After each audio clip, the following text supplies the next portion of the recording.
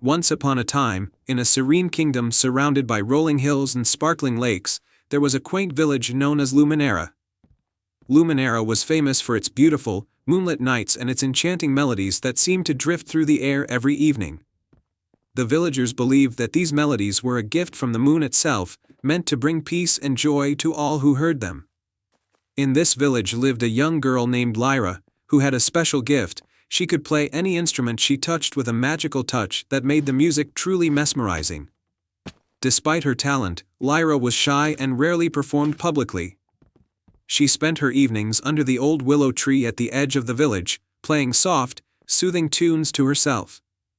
One evening, as the full moon cast its silvery light over Luminera, Lyra noticed something strange. The melodies that usually filled the air were missing, replaced by an eerie silence. The moon itself seemed dimmer than usual. Concerned, Lyra decided to investigate and discovered that the village's beloved moonstone, a mystical gem said to enhance the moon's magic, had disappeared from its place atop the village's ancient tower. Determined to restore the village's melodies and the moon's light, Lyra set out on a journey to find the moonstone. The villagers had always spoken of a hidden grove deep in the enchanted forest, where magical creatures lived and secrets were kept. Lyra believed that if anyone knew about the missing moonstone, it would be the inhabitants of this mysterious grove. As she ventured into the forest, Lyra encountered several magical beings, a wise old fox, a playful squirrel, and a gentle deer. Each creature gave her a clue to guide her way. The fox advised her to follow the light of the moon's reflection on the river. The squirrel suggested listening to the whispers of the trees, and the deer pointed her towards a hidden path marked by moonflowers. Following these clues, Lyra arrived at the hidden grove, which was bathed in a soft, ethereal glow.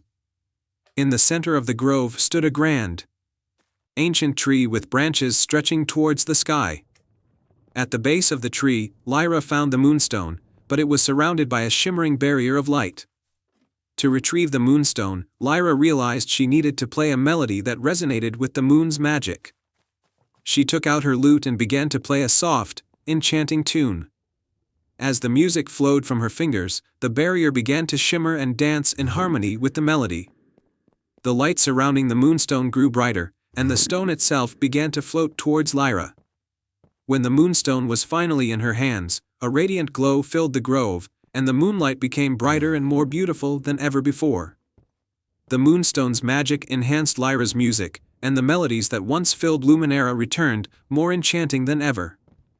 With the moonstone safely returned to its place atop the village's tower, the village of Luminera celebrated. The moonlit nights were even more magical, and the melodies played by Lyra resonated throughout the kingdom, bringing peace and joy to everyone who heard them. Lyra, once shy and reserved, found her confidence in sharing her music with the world.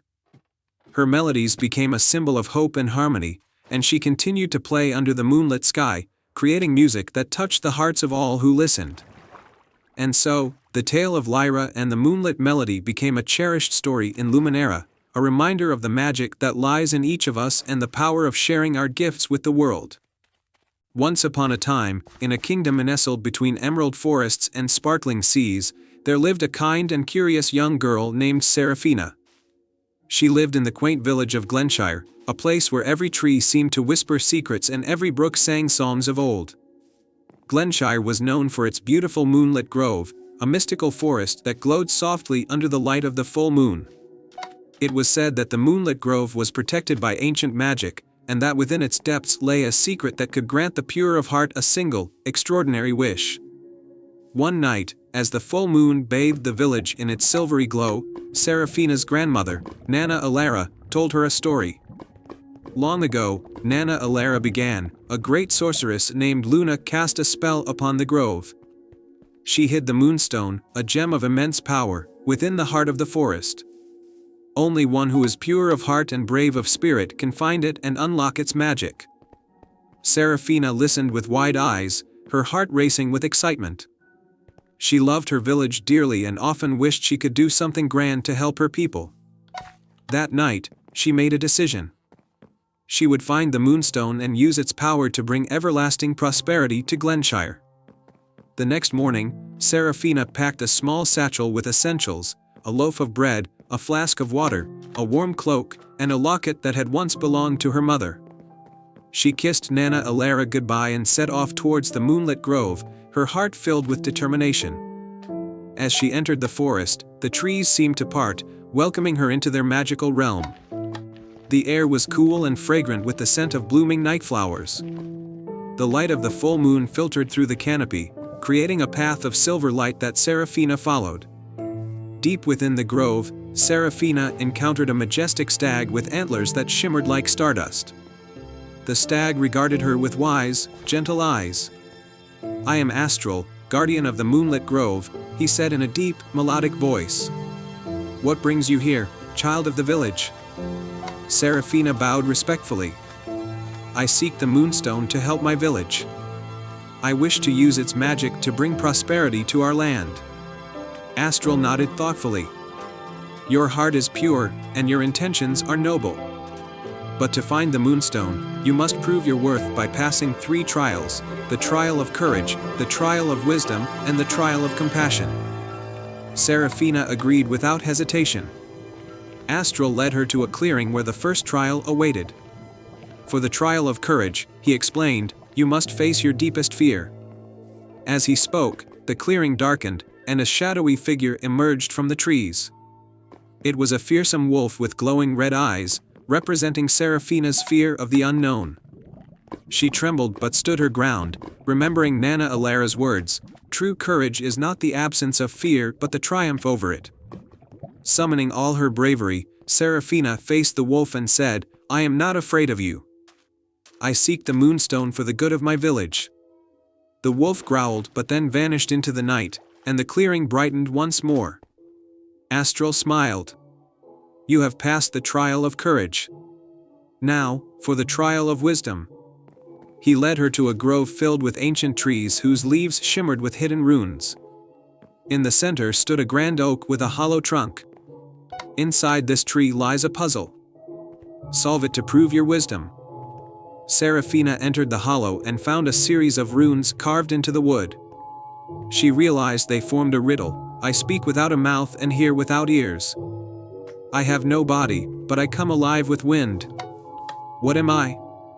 She pondered for a moment, then remembered a similar riddle from a story Nana Alara had told her. "An echo," she whispered, and the runes glowed brightly, revealing a hidden passage that led her back to Astral. "You have passed the trial of wisdom," Astral said.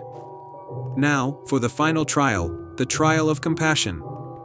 He led her to a glade where a wounded fox lay whimpering in pain, a thorn stuck in its paw. Without hesitation, Serafina knelt beside the fox. She gently removed the thorn and used a strip of her cloak to bandage the wound. The fox looked at her with gratitude and licked her hand before scampering away into the forest. Astral nodded approvingly. "You have shown courage, wisdom, and compassion. You are worthy of the moonstone. Follow me." He led her to the heart of the grove, where a small, crystalline pond glowed with an ethereal light. At its center lay the moonstone, radiating a soft, mesmerizing glow. Serafina approached the pond and carefully picked up the gem.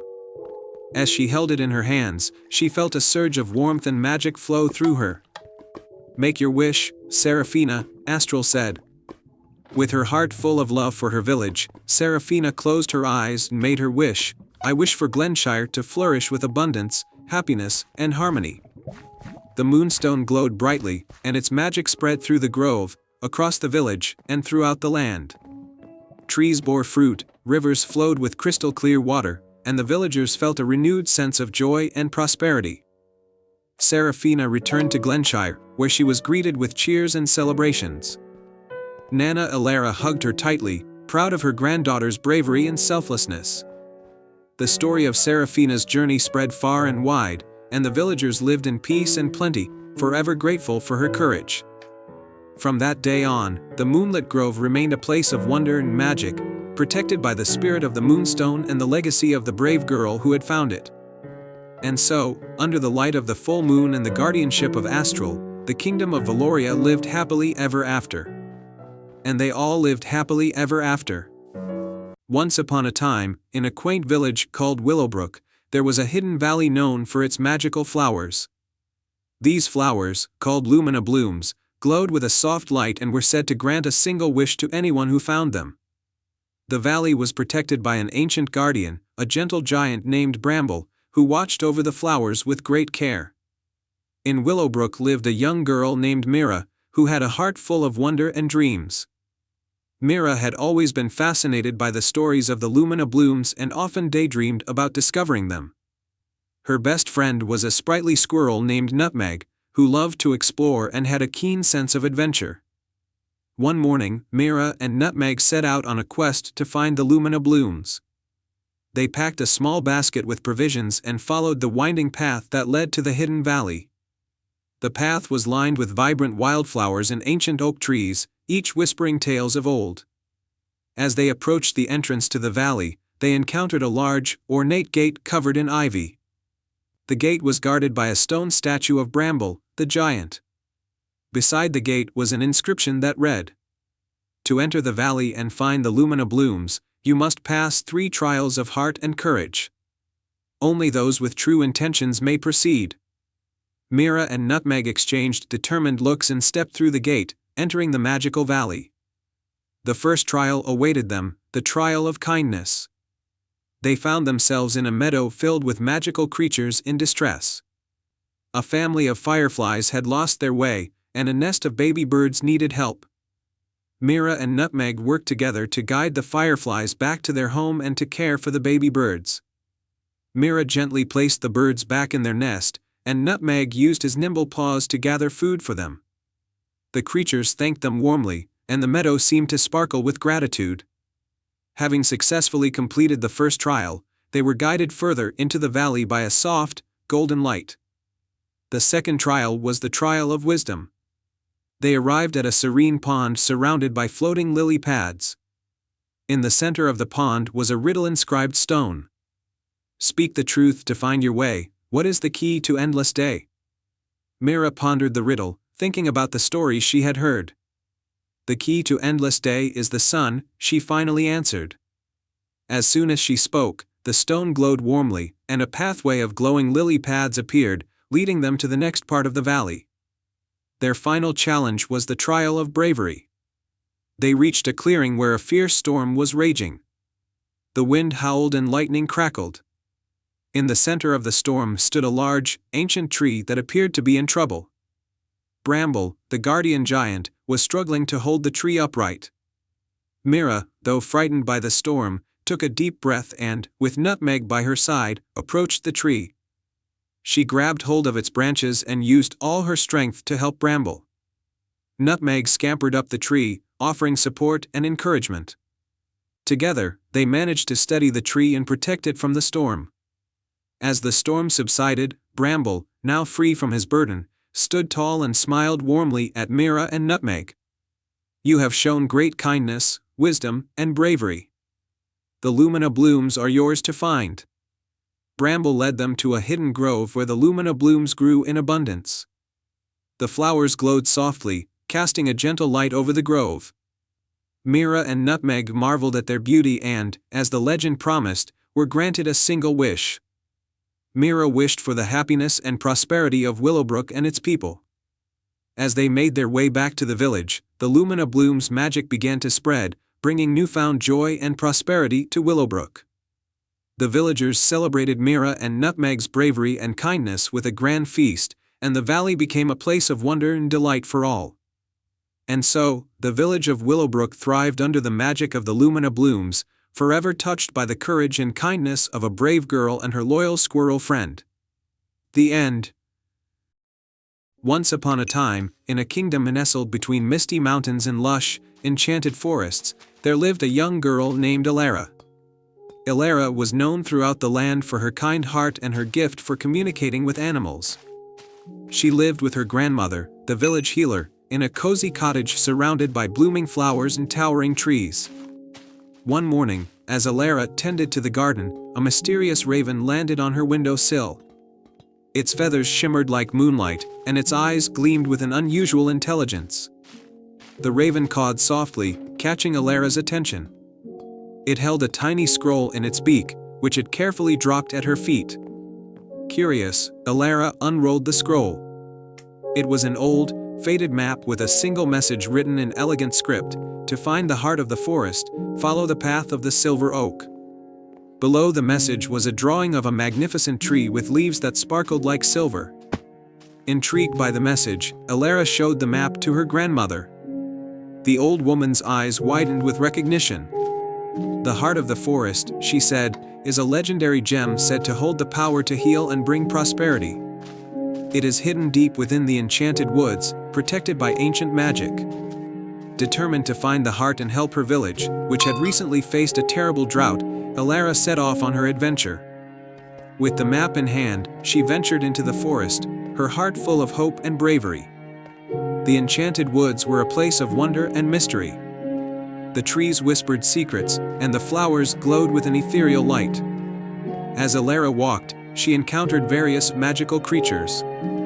A friendly fox guided her through a maze of thorns, a wise old owl shared riddles to unlock hidden paths, and a family of fireflies illuminated her way during the twilight hours. After many days of traveling, Elara arrived at a glade where a towering silver oak stood in majestic splendor. Its leaves shimmered in the moonlight, just as the map had described. At the base of the tree was a small, shimmering pool, its waters reflecting the stars above. Elara approached the pool and saw a beautiful crystal lying on a bed of moss. It was the heart of the forest, glowing with a soft, warm light. As she reached for the gem, the ground trembled, and a gentle but stern voice echoed through the glade. "To take the heart, one must prove their pure intentions," the voice said. "What would you do with such power?" Elara thought carefully before answering. "I seek to bring healing and prosperity to my village, which has suffered from a great drought. I wish to use the heart to restore our lands and help those in need."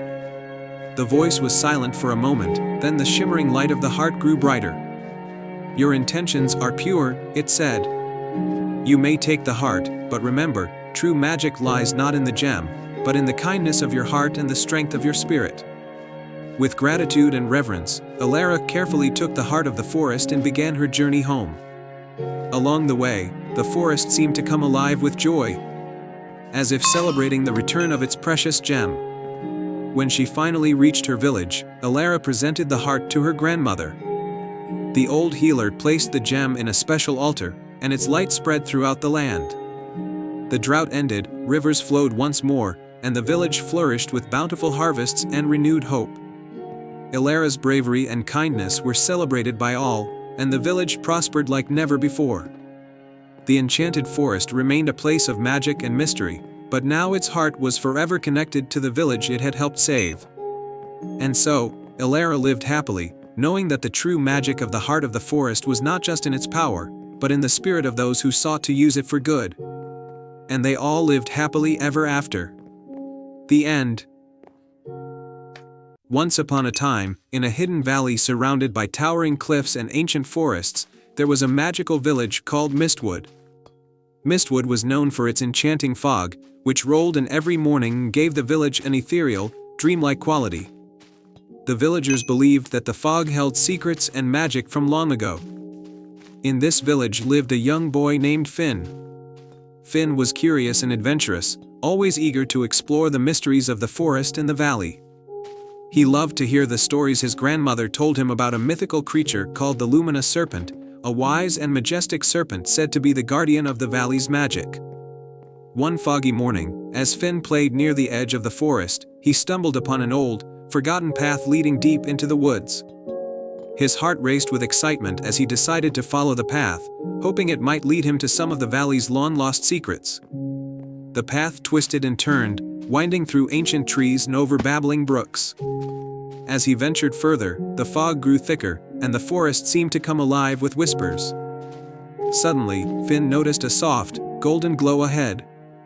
Following the light, he reached a hidden glade bathed in a warm, radiant light.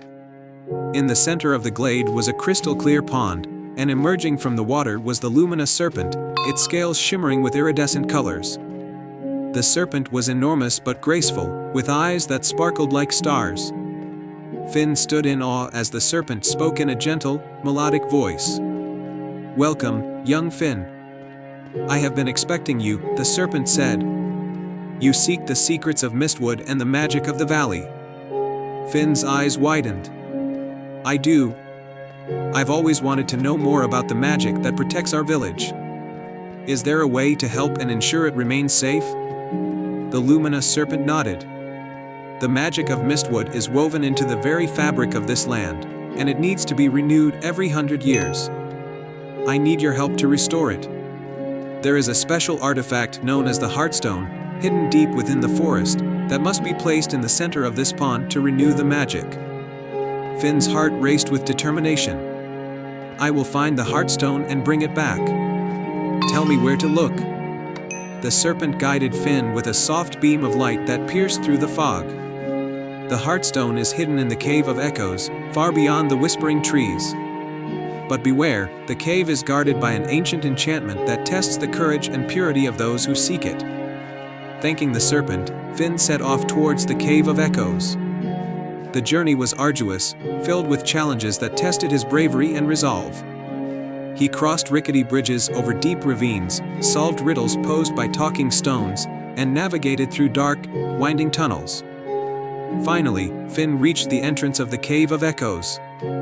Inside, the cave was illuminated by the soft glow of the Heartstone, resting on a pedestal in the center. But as Finn approached, a shimmering barrier appeared, blocking his path. To pass through, he needed to solve the final challenge, a riddle spoken by the cave's guardian, a spectral figure of light. The riddle echoed through the cave: "I am not alive, but I grow. I do not have lungs, but I need air. I do not have a mouth, but water kills me. What am I?" Finn thought hard, remembering the lessons from his grandmother. After a moment of contemplation, he answered, "A fire." The barrier dissolved, allowing Finn to retrieve the Heartstone. With the artifact in hand, he hurried back to the glade and placed it in the center of the pond. The Heartstone's light spread across the water, casting a brilliant glow that enveloped the entire valley. The luminous serpent emerged from the pond, its scales gleaming brighter than ever. "You have succeeded, Finn. The magic of Mistwood is now renewed, thanks to your bravery and pure heart." Finn returned to the village, where the fog had lifted, revealing a landscape more vibrant and lush than ever before. The villagers rejoiced, amazed by the renewed beauty of their home. Finn's adventure became a cherished tale, and he was celebrated as a hero. The magic of Mistwood continued to thrive, and Finn grew up to be a wise leader, always cherishing the bond between his village and the enchanted valley. The luminous serpent remained a guardian of the land, and the secrets of Mistwood were preserved for generations to come. And so, Finn, the luminous serpent, and the people of Mistwood lived happily ever after, surrounded by the everlasting magic of their beautiful valley. And they all lived happily ever after.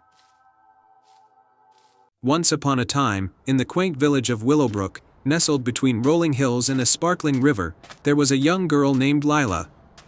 Known for her beautiful singing voice, Lila lived with her grandmother, who was a skilled herbalist.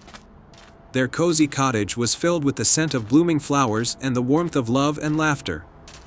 One evening, as Lila and her grandmother were preparing for the harvest festival, a mysterious fog rolled into Willowbrook.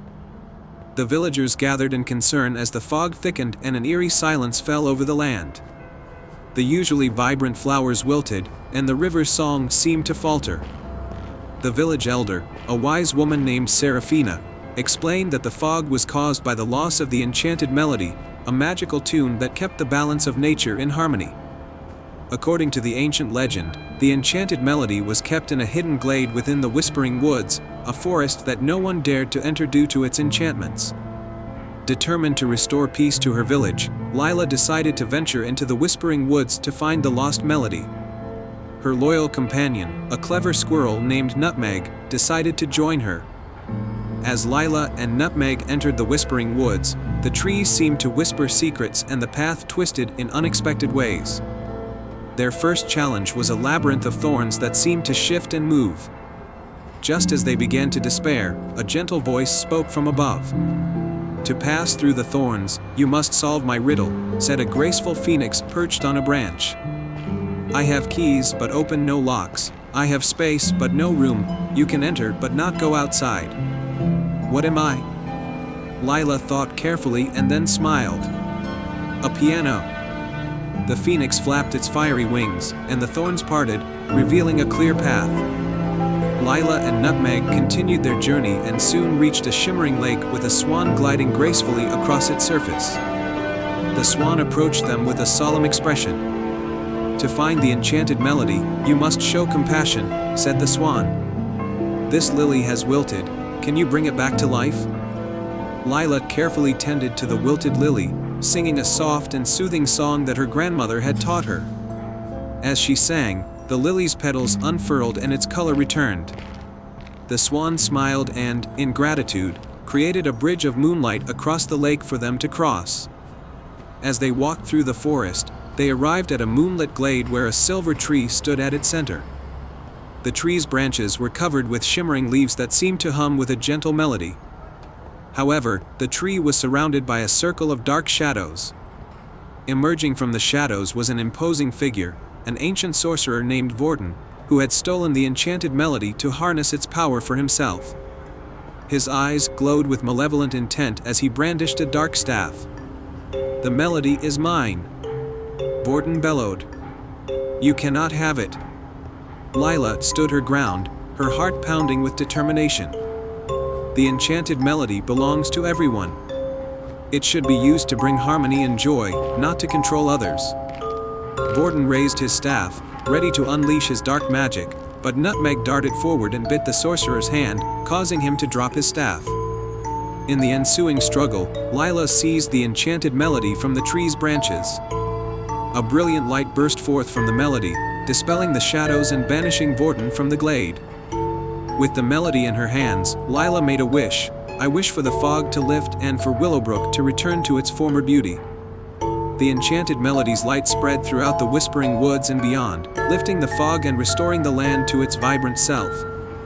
The flowers bloomed, the river sang once more, and the village of Willowbrook was filled with light and joy. Lila and Nutmeg returned to the village as heroes. The villagers celebrated their bravery with a grand festival, where Lila's enchanting voice filled the air, her songs blending perfectly with the restored melody. The enchanted melody was placed in a special shrine in the village, where its magic could continue to protect and bring happiness to the land. Lila's bravery and compassion were remembered for generations, and her story became a beloved legend, inspiring others to act with kindness and courage. And so, the village of Willowbrook thrived under the watchful eyes of its brave young heroine, living happily ever after. Once upon a time, in a village nestled between misty mountains and the sparkling lake, lived a young girl named Lila. Lila was known for her creativity and her vivid dreams. Each night, she would drift off to sleep and her dreams would weave tales of magical lands, fantastic creatures, and daring adventures. One evening, as she sat by the lake, Lila noticed something unusual. A shooting star streaked across the sky, trailing a ribbon of shimmering light.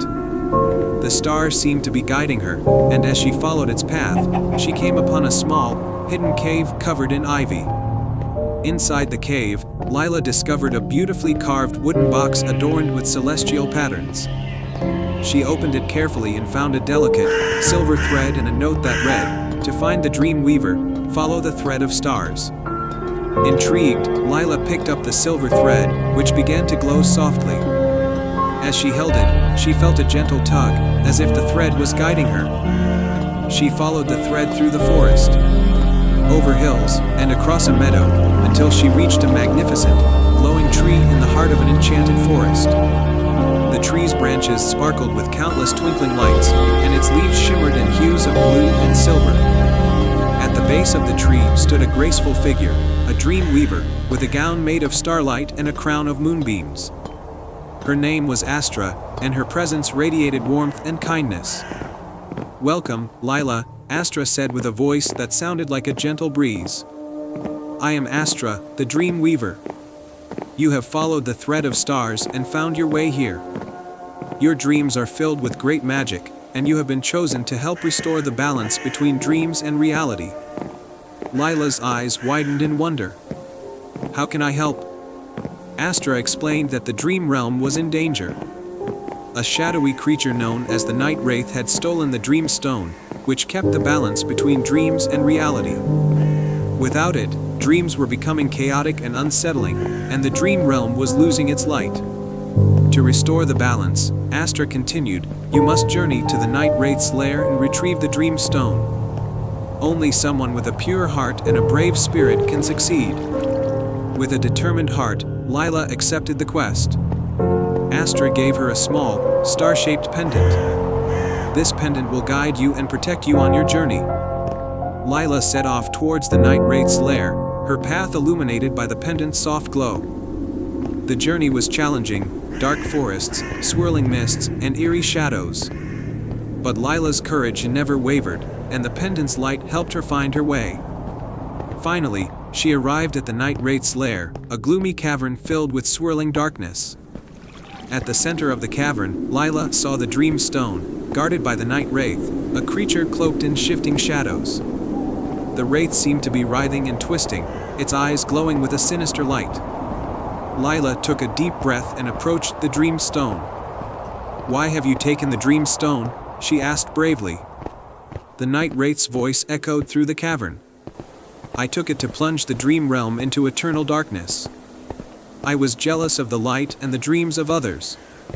I wanted the power for myself." Lila looked at the Night Wraith with compassion.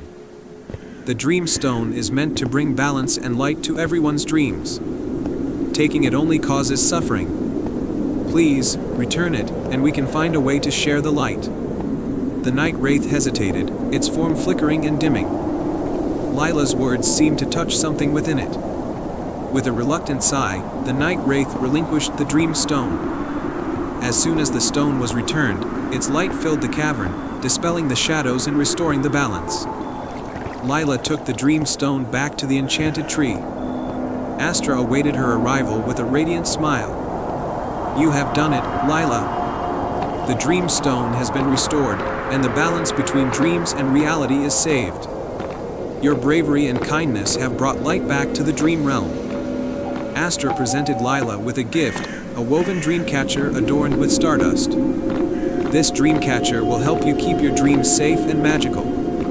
It will also guide you in times of need."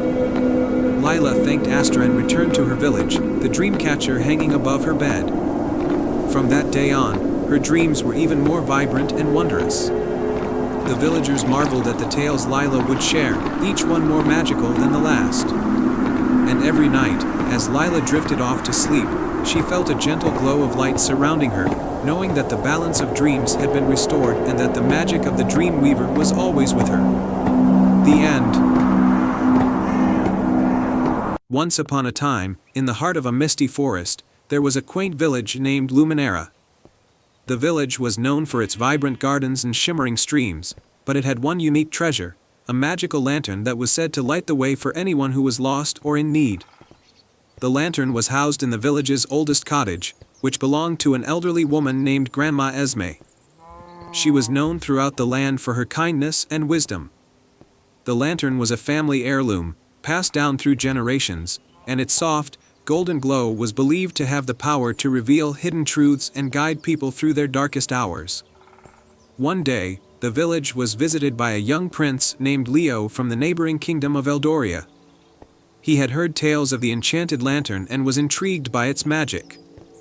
The prince was on a quest to find a rare and precious flower known as the moon blossom, which only bloomed once every 100 years under the light of the full moon. The moon blossom had the power to cure his kingdom's ailing land. Grandma Esme welcomed Prince Leo warmly and listened to his tale. "The moon blossom is indeed a rare flower," she said, "and its blooming is a sight to behold. However, finding it requires more than just luck. It requires a heart that is pure and intentions that are true." The prince, determined to help his kingdom, asked Grandma Esme if she would lend him the enchanted lantern to aid in his quest. She agreed, but only if Leo promised to return it once his mission was complete, for the lantern held great significance to her family. With the lantern in hand, Prince Leo set out into the forest under the light of the full moon. The lantern's warm glow guided his path through the tangled woods and winding streams. As he ventured deeper, he encountered various challenges: swift rivers, steep cliffs, and dense thickets.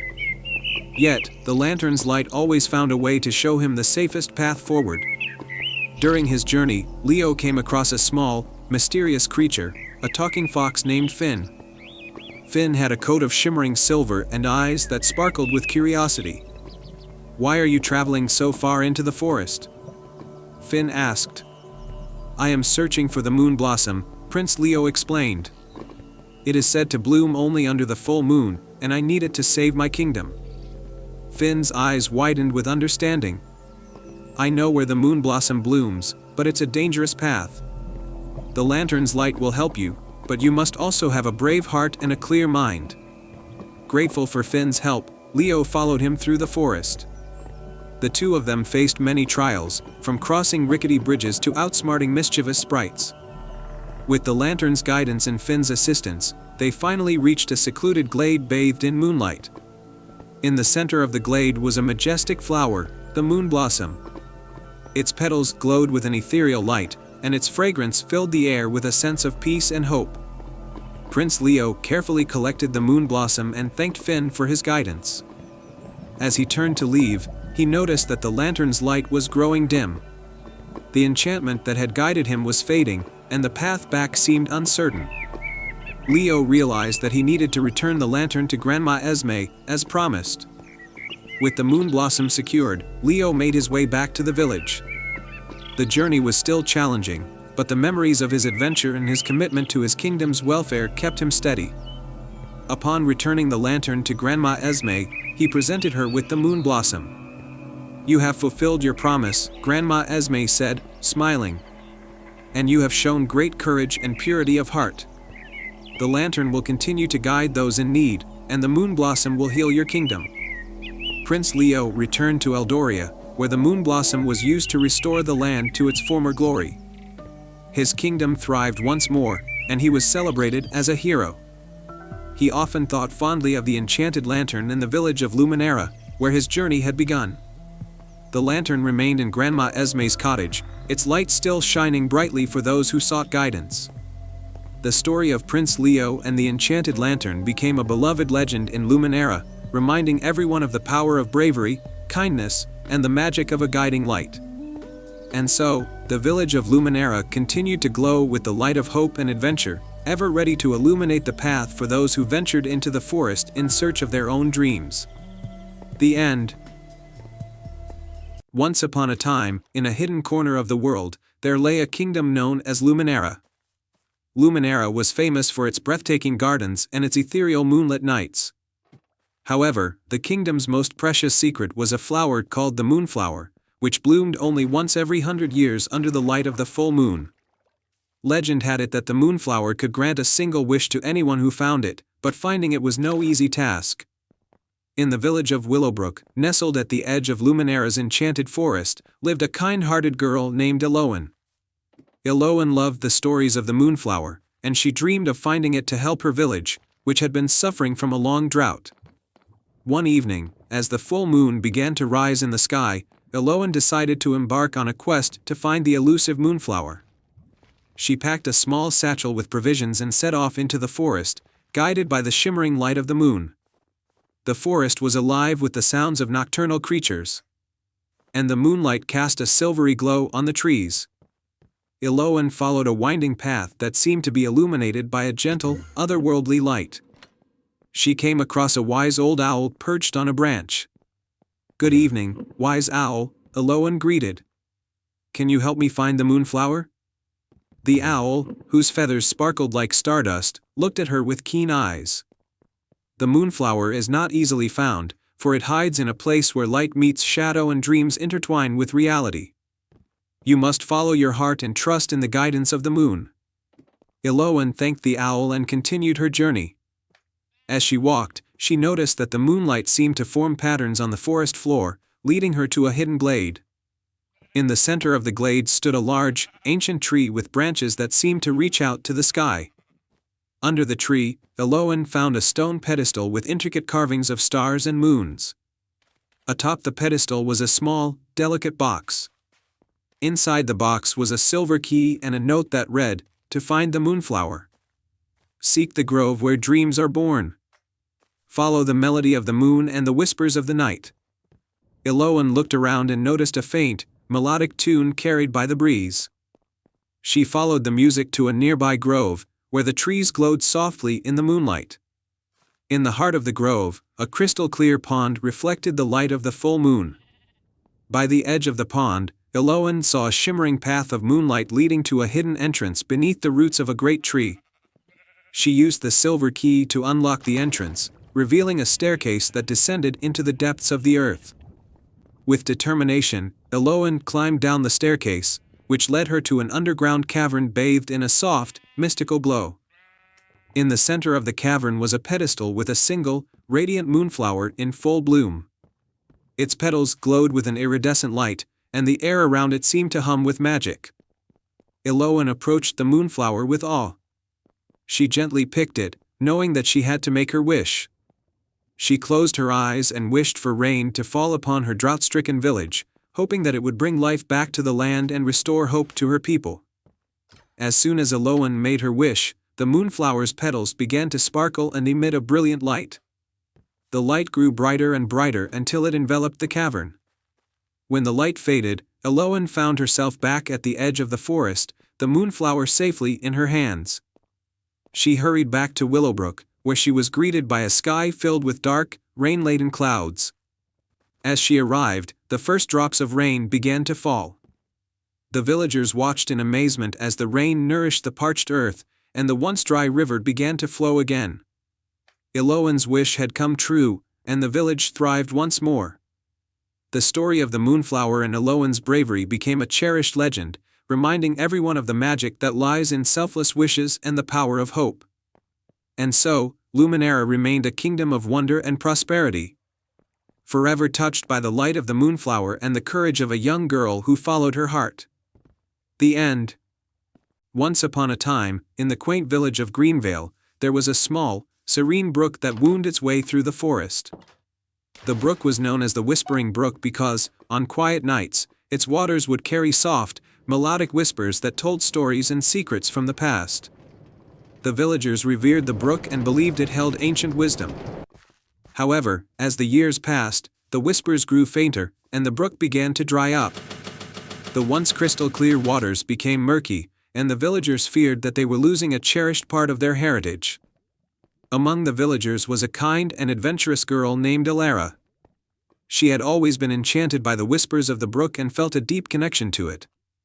Determined to restore the brook to its former glory, Elara decided to embark on a quest to uncover the source of the whispers and revive its magic. One evening, guided by the soft glow of the setting sun, Elara followed the brook upstream into the heart of the forest. She came across a hidden grove where the trees seemed to hum with a faint, magical resonance. At the center of the grove was an ancient stone pedestal with an intricately carved inscription, "To restore the whispers, seek the heart of the forest." Elara looked around and spotted a small, luminescent flower growing near the pedestal. As she touched the flower, a gentle, shimmering light enveloped the grove, and a wise old creature appeared. It was a gentle fawn with eyes that sparkled like stars. "Greetings, Elara," the fawn said in a melodious voice. "I am Nym, the guardian of the heart of the forest. To find the heart and restore the whispers, you must complete 3 tasks. Each task will test your courage, kindness, and wisdom." Elara nodded, ready to take on the challenges. Nym led her to the first task, the trial of courage. She had to cross the misty gorge, a deep chasm shrouded in thick fog. The only way across was a fragile-looking bridge made of vines and twigs.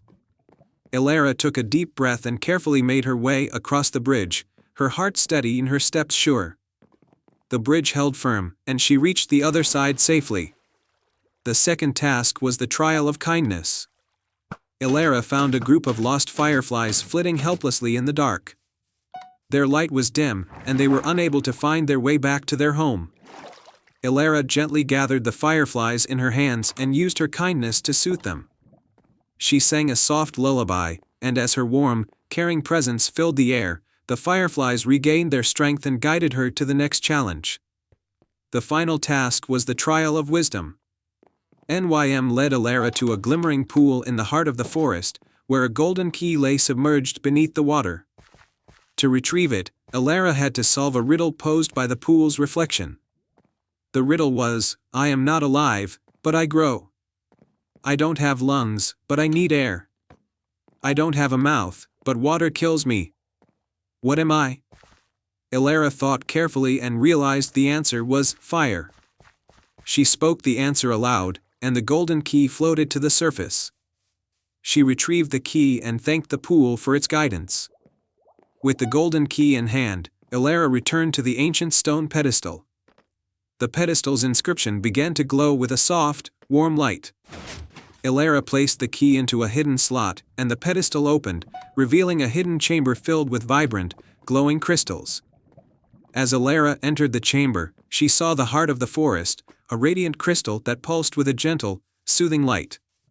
She approached the crystal and, with a heart full of gratitude, gently touched it. The crystal's light spread throughout the forest, revitalizing the Whispering Brook. The waters flowed once more, clear and sparkling, and the whispers returned, carrying stories and secrets through the village. The brook's magic was restored, and the villagers rejoiced as the soft melodies filled their hearts with joy and wonder. Elara returned to Greenvale as a hero, celebrated for her bravery, kindness, and wisdom. The Whispering Brook became even more cherished than before, its whispers now more vivid and full of life. And so, the tale of Elara's adventure became a cherished story in Greenvale, a reminder of the magic that lies in courage, kindness, and wisdom, and the power of a heart that listens to the whispers of the world. Once upon a time, in the kingdom of Luminera, there was a small village known for its radiant lanterns that glowed softly every evening, casting a warm light across the land. The lanterns were not just ordinary lights, they were believed to hold the magic of the kingdom's peace and prosperity. At the edge of the village lived a young girl named Mira. Myra's family was known for their skill in crafting lanterns, but lately, their lanterns had begun to lose their glow, and the village's prosperity had waned. Mira was determined to restore the lantern's magic and help her family. One evening, as Mira sat by the hearth, her grandmother told her an old legend. It was said that the original light of the lanterns came from the enchanted flame, a mystical fire that burned in the heart of the Whispering Mountains. To rekindle the lantern's magic, one needed to seek out this flame and bring a piece of it back. Mira decided to undertake the journey. She packed a small bag with essentials and set out the next morning, guided by the hope of restoring her village's light. The path to the Whispering Mountains was long and filled with challenges. The first challenge Mira faced was the Forest of Shadows. The forest was dark and filled with whispering shadows that could lead travelers astray. Mira was approached by a mischievous fox named Flick who offered to help her navigate the forest. "If you want my help," Flick said with a grin, "you must solve my riddle. I can fly without wings. I can cry without eyes. Whenever I go, darkness flies. What am I?" Mira thought for a moment and replied, "A cloud." Flick's eyes sparkled with delight, and he agreed to guide her through the forest. With Flick's help, Mira safely made it through the Forest of Shadows. Next, Mira arrived at the River of Reflections, a wide, shimmering river that mirrored not only the landscape but also her innermost fears and doubts. To cross the river, Mira had to confront her own worries about the journey and her ability to succeed. She took a deep breath and reminded herself of her village and her family's needs. With determination in her heart, she crossed the river using a small boat she found by the shore. After crossing the river, Mira reached the base of the Whispering Mountains. The final challenge was to climb the steep, rocky paths to reach the enchanted flame.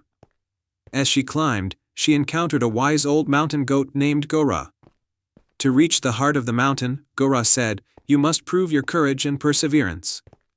Here is the final test. What is the one thing you can hold without touching it, and that can fill a room without being seen?" Mira thought carefully and answered, "Hope." Gora nodded in approval and allowed her to continue up the mountain. With renewed determination, Mira climbed to the peak where she finally saw the enchanted flame, a brilliant, magical fire that danced with colors and light. She approached it with reverence and carefully collected a small ember in a specially prepared jar. As Mira descended the mountain, the ember of the enchanted flame glowed brightly, lighting her way. When she returned to the village, she carefully placed the ember into the heart of the largest lantern. As the ember touched the lantern's flame, a magical glow spread throughout the village, restoring the warmth and radiance of every lantern. The villagers rejoiced as their homes and streets were once again bathed in the comforting light of their lanterns. Prosperity returned to the village, and Mira's family was celebrated for their craftsmanship. Mira was hailed as a hero, and her bravery and determination were remembered as a beacon of hope. The enchanted flame continued to burn brightly in the lanterns, a lasting symbol of the village's unity and resilience. Mira's journey became a cherished tale in Luminera, inspiring others to seek out their own sources of light and hope in times of darkness. And so, the kingdom of Luminera thrived, its lanterns shining brightly with the magic of the enchanted flame, and its people lived happily ever after. Once upon a time, in the kingdom of Astrania, there was a young shepherd named Lucian. He lived in a small cottage at the edge of the enchanted forest with his grandmother, a wise old woman who knew many ancient tales and secrets of the land. Every night, Lucian would look up at the sky, mesmerized by the stars, and dream of adventure. One evening, as Lucian tended to his sheep, he noticed a bright, silver star falling from the sky.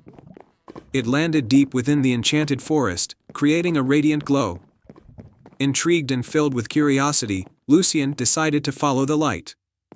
He knew the forest was filled with magic and danger, but his adventurous spirit could not resist the call. As Lucian ventured into the forest, he met a talking owl named Orin, who perched on a low branch. "Where are you going, young shepherd?" Orin hooted. "I saw a silver star fall into the forest, and I want to find it," Lucian replied. Orin's eyes sparkled with wisdom. "The silver star you seek is no ordinary star. It is the heart of the silver star tree, a magical tree that grants wishes to those pure of heart. But beware, the journey is perilous, and many have tried and failed." Determined, Lucian pressed on. Orin decided to accompany him, offering guidance and protection. They ventured deeper into the forest, where the trees whispered secrets, and shadows danced in the moonlight. After a while, they reached the crystal stream, a river that sparkled like diamonds. However, the stream was guarded by a fearsome troll named Grug. "Who dares to cross my stream?" Grug growled, his voice echoing through the forest. "I am Lucian, and I seek the silver star," Lucian said boldly. Grug eyed him suspiciously. "To cross, you must solve my riddle. I am not alive, but I can grow. I don't have lungs, but I need air. What am I?" Lucian thought for a moment, then smiled. "You are fire." Grug grunted, impressed. "You may pass, but beware of the dangers ahead." Lucian and Orin crossed the crystal stream and continued their journey. As they ventured further, they encountered a clearing filled with beautiful, but deadly, nightshade flowers. Their scent was intoxicating, and many travelers had fallen into an eternal sleep by merely inhaling it. Orin flew ahead, scouting a safe path. "Hold your breath and follow me," he instructed. Lucian did as he was told, carefully navigating through the flowers without breathing in their poisonous scent. Finally, they reached the heart of the enchanted forest, where the silver star tree stood. Its leaves glimmered like silver, and at the base of the tree lay the fallen star, glowing with a magical light. However, a dark figure emerged from the shadows. It was Malgath, an evil sorcerer who had long sought the power of the silver star. "You will not take what is rightfully mine," Malgath hissed, raising his staff to cast a spell. Lucian stood his ground, feeling a surge of courage. He held up his shepherd's staff, and Orin swooped down, pecking at Malgath's hands, causing the sorcerer to lose focus. In that moment, the silver star tree reacted to Lucian's pure heart and bravery. Its roots came alive, entwining Malgath and pulling him into the earth, banishing him from Astrania forever. With Malgath gone, Lucian approached the fallen star. As he touched it, a warm light enveloped him, and a gentle voice spoke. "Your heart is pure, and your intentions noble. Make a wish, young shepherd." Lucian closed his eyes and wished for prosperity and happiness for his grandmother and the people of Astrania. The silver star tree glowed brighter, and the light spread across the forest, lifting the enchantment and bringing joy and abundance to the kingdom. Lucian returned home to find his grandmother healthy and their cottage filled with warmth and light. News of his bravery spread, and the people of Astrania celebrated the young shepherd who had saved them all. From that day on, Lucian continued to tend his sheep, but he was no longer just a shepherd. He was a hero, known for his courage and pure heart. The silver star tree remained in the forest, a symbol of hope and magic, and every night, Lucian would look up at the sky, knowing that the stars were watching over him. And so, the kingdom of Astrania thrived, forever grateful to the young shepherd who followed a silver star and brought light back into their lives. The end. Once upon a time, in the peaceful kingdom of Ilaria, there was a small village named Bramblewood. Nestled at the edge of the Whispering Woods, Bramblewood was known for its clear, sparkling lake. Legend had it that the lake was formed from the tear of a dragon, and its waters had healing powers. The villagers relied on the lake for their health and well-being, and they lived happily for many generations. However, one fateful summer, the lake began to dry up. The once crystal-clear waters turned murky, and the villagers fell ill without the lake's healing properties. Desperate and afraid, the village elders gathered to discuss how to save their beloved lake. They decided to consult the ancient scrolls, hoping to find a solution. According to the scrolls, the lake was indeed created from the tear of a dragon named Seraphina, who had once roamed the skies of Ilaria. The scrolls also mentioned a hidden cavern deep within the Whispering Woods, where a single, enchanted dragon's tear could be found. This tear, if added to the lake, would restore its waters to their former glory. In Bramblewood lived a brave and kind-hearted girl named Lila. She had grown up hearing stories of Seraphina and the magical lake. Determined to save her village, Lila volunteered to embark on the perilous journey to find the enchanted tear. The villagers were worried for her safety, but Lila's resolve and courage won their support. Before she left, the village healer gave Lila a small vial of lake water and a necklace with a crystal pendant, said to protect the wearer from dark magic. With the necklace around her neck and the vial safely tucked away, Lila set off into the Whispering Woods. The woods were dense and filled with strange, magical creatures. As Lila ventured deeper, she encountered a mischievous sprite named Nyx. With his sparkling eyes and playful nature, Nyx was intrigued by Lila's quest. "What brings you to these enchanted woods?" he asked, fluttering around her. Lila explained her mission, and Nyx, impressed by her determination, offered to guide her. Together, they faced numerous challenges. They crossed the River of Illusions, where the water played tricks on their minds, and navigated the Maze of Shadows, where every wrong turn echoed with haunting whispers. As they ventured further, they encountered a wise old owl named Athena, who had once been Seraphina's companion. Athena was initially wary, but moved by Lila's courage, she decided to help them. She revealed that the cavern they sought was guarded by an ancient creature, a guardian of the forest. After days of travel, they finally reached the entrance to the hidden cavern.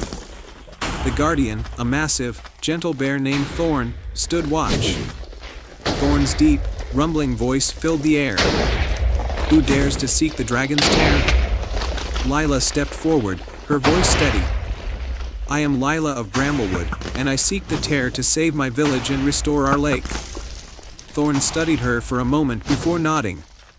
"Only those with a pure heart and noble intentions may enter. You have proven yourself worthy." With Thorn's blessing, Lila, Nyx, and Athena entered the cavern. Inside, the air was cool and filled with the faint glow of luminescent crystals. At the cavern's center was a small pool, and above it hung a single, shimmering tear, the dragon's tear. As Lila approached, the tear began to glow brighter. She gently took it and placed it in the vial with the lake water. The tear dissolved, and the water sparkled with renewed magic. Thanking her companions, Lila hurried back to Bramblewood. When she returned, the villagers gathered anxiously around the lake. Lila poured the enchanted water into the lake, and as it mixed, the waters began to clear. The lake sparkled once more, and the villagers' health was restored. They rejoiced, celebrating Lila's bravery and the return of their beloved lake. Lila's story spread throughout Elaria, inspiring others with her courage and determination. The village of Bramblewood thrived, and the legend of the Dragon's Tear became a cherished tale, reminding everyone of the power of hope and bravery. And so, Bramblewood lived happily ever after, forever grateful for the brave girl who saved their magical lake and restored their village.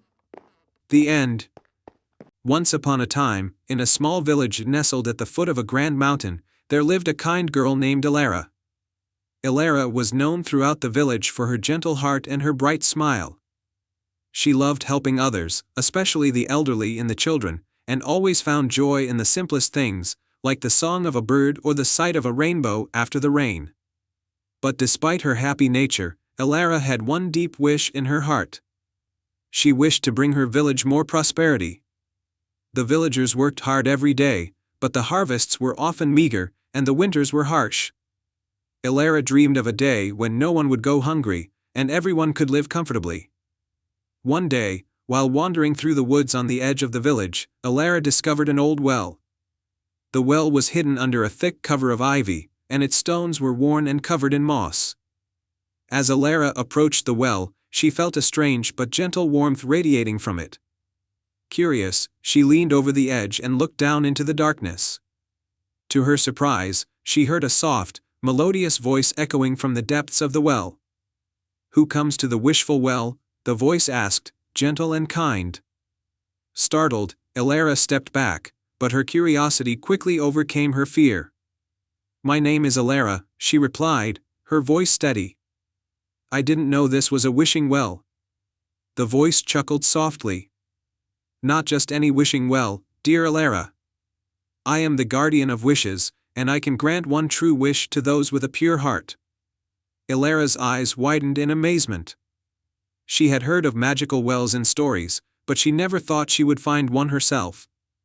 She thought carefully about what she wanted most and decided that this was her chance to help her village.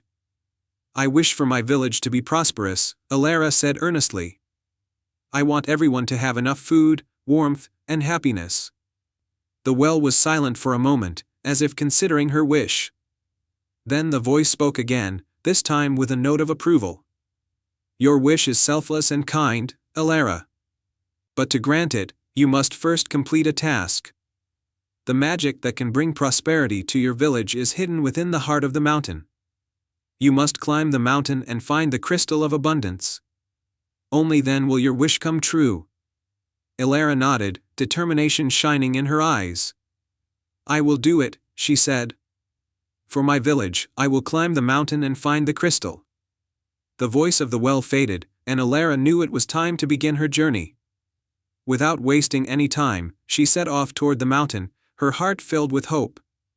The path up the mountain was steep and challenging, but Elara was strong and determined. She climbed higher and higher, through dense forests and rocky slopes, until she reached a high plateau where the air was crisp and cold. As Elara continued her ascent, she encountered her first obstacle. A deep chasm blocked her path, and there was no bridge or way around it. Elara stood at the edge, looking down into the abyss, wondering how she would cross. Suddenly, a large, golden eagle appeared and landed beside her. The eagle was majestic, with bright eyes that sparkled with wisdom. "You are brave to come this far," the eagle said in a deep, reassuring voice. "I am the guardian of courage. To cross this chasm, you must trust in yourself and take a leap of faith." Elara looked at the eagle, then at the chasm. It seemed impossible, but she knew she had to try. With a deep breath, she stepped back, ran forward, and leaped into the air. To her astonishment, the air beneath her seemed to solidify, creating an invisible bridge. Elara landed safely on the other side, her heart pounding with relief. "Well done, Elara," the eagle called from across the chasm. "Your courage has carried you far. Continue your journey with the same bravery." Elara thanked the eagle and continued up the mountain. Soon, she reached a dense, dark forest where the trees were so tall and thick that they blocked out the sunlight. As she made her way through the forest, she began to feel doubt creeping into her heart. the path was confusing, and every turn seemed to lead to a dead end. It was then that she heard a soft, rustling sound. A small, silver fox appeared, its fur shimmering in the dim light of the forest. "Hello, Elara," the fox said with a gentle voice. "I am the guardian of wisdom. The path you seek is hidden, but if you trust your instincts and look within, you will find your way." Elara closed her eyes and took a deep breath, calming her mind. She let go of her doubts and fears and focused on the warmth in her heart, the same warmth she felt when she helped others. When she opened her eyes, the path through the forest became clear, as if the trees themselves were guiding her. The silver fox nodded in approval. "You have found the wisdom within you. Follow this path, and you will reach your destination." Elara thanked the fox and continued on, her steps now sure and confident. After many hours of walking, she finally reached the peak of the mountain. There, in a small cave, she found the Crystal of Abundance. The crystal was large and beautiful, glowing with a soft, golden light that filled the cave with warmth. Elara carefully picked up the crystal, feeling its magic flow through her. As she held it, she knew that this crystal would bring prosperity to her village, just as she had wished. With the crystal in hand, Elara made her way back down the mountain. The journey was long, but she was no longer afraid or uncertain. She had faced her challenges with courage and wisdom, and now she was returning with the gift that would change her village forever. When Elara reached the village, she placed the Crystal of Abundance at the center of the town square. Immediately, the crystal began to glow brightly, and its light spread throughout the village. The crops in the fields grew tall and healthy, the wells filled with fresh, clean water, and the air was filled with the scent of blooming flowers. The villagers, who had gathered around to watch, cheered with joy and amazement. From that day on, Elara's village prospered. No one went hungry, and the winters were no longer harsh. The villagers lived happily, knowing that their lives had been touched by magic. Elara never forgot the lessons she had learned on her journey up the mountain. She knew that courage, wisdom, and a kind heart could overcome any challenge. And every time she looked at the Crystal of Abundance, she was reminded of the day she made her wish come true. As for the wishful well, it remained hidden in the woods, waiting for the next pure-hearted soul to find it and embark on a journey of their own. The end. Once upon a time, in the heart of the verdant kingdom of Evergreen, there was a mystical forest known as the Whispering Woods. This enchanted forest was renowned for its ancient trees that could speak in hushed tones and the shimmering fireflies' glade, where dreams and wishes came alive. At the center of the forest stood the Lumina tree, a grand, glowing tree with branches that sparkled like stars. Legend had it that the Lumina tree could grant a single wish to anyone who proved themselves worthy. In the nearby village of Briarfield lived a curious and kind-hearted boy named Finn. Finn was known for his adventurous spirit and his love of nature. His closest friend was a spirited, chatty bluebird named Lila, who had an uncanny ability to find hidden paths and uncover secrets. One misty morning, Finn and Lila discovered an old, weathered map tucked away in a hidden corner of the village library. The map depicted the way to the Whispering Woods and promised that the Lumina tree would reveal itself during the night of dreams, when the stars aligned perfectly with the moon. Eager to see the Lumina tree and make a wish, Finn and Lila set out on their journey as the sun began to set. The path to the Whispering Woods was illuminated by the soft, silvery light of the rising moon, and the air was filled with the gentle rustle of leaves and the faint, melodic hum of the forest. As they entered the Whispering Woods, they were greeted by the ancient trees, whose branches swayed as if whispering secrets to one another. The trees guided them to a series of challenges that needed to be overcome before they could reach the Lumina tree. The first challenge was the Trial of Echoes. They arrived at a clearing where the trees formed a circle, and in the center stood a large, intricate mirror. The mirror was covered with cryptic symbols that glowed softly. To pass this trial, they had to decipher the symbols and reveal the path forward. Lila perched on Finn's shoulder and helped him decipher the symbols, which formed a series of constellations. As Finn aligned the symbols according to the constellations, the mirror's surface shimmered and revealed a hidden path leading deeper into the forest. The second challenge was the Trial of Harmony.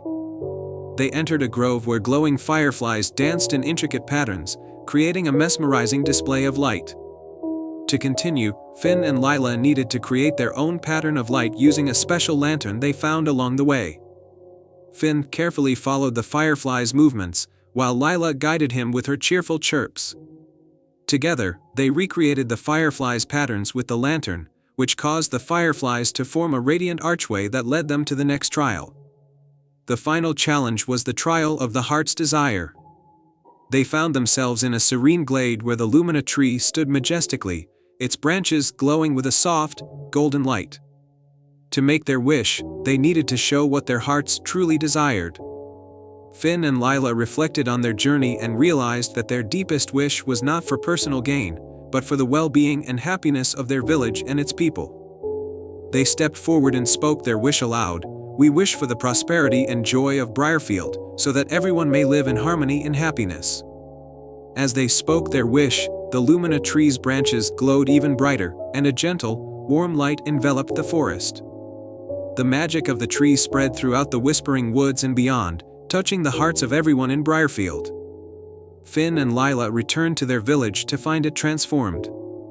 The fields were lush, the stream sparkled with crystal-clear water, and the people were filled with joy and gratitude. The story of their adventure in the magic of the Lumina tree became a cherished tale, reminding everyone of the power of selflessness and the beauty of true wishes. And so, the Whispering Woods continued to be a place of wonder and enchantment, where the magic of the Lumina tree inspired all who ventured into its depths with a pure heart. The end. Once upon a time, in a quaint village nestled between misty mountains and a shimmering lake, there was a magical lantern known as the Moonlit Lantern. This lantern was said to have been crafted by the moon goddess herself, and it was believed that it held the power to bring dreams to life when its light touched the earth under a full moon. The villagers of Moonridge cherished the Moonlit Lantern, and they used its light to guide lost travelers and to bring hope during dark times. However, one year, a great storm swept through the village, and the lantern's light dimmed, losing its magic. The villagers were heartbroken, for without the lantern's glow, their dreams and hopes seemed to vanish into the darkness. Among the villagers was a courageous and imaginative girl named Alina. She loved the Moonlit Lantern deeply and was determined to restore its magic. One night, as she gazed at the dim, flickering light of the lantern, she heard a soft whisper in the breeze, "Find the Starlit Jewel to rekindle the lantern's light." Alina knew that the Starlit Jewel was a legendary gem believed to be hidden deep within the enchanted forest, a place filled with magical creatures and enchanted paths. Determined to help her village, Alina set out on her quest.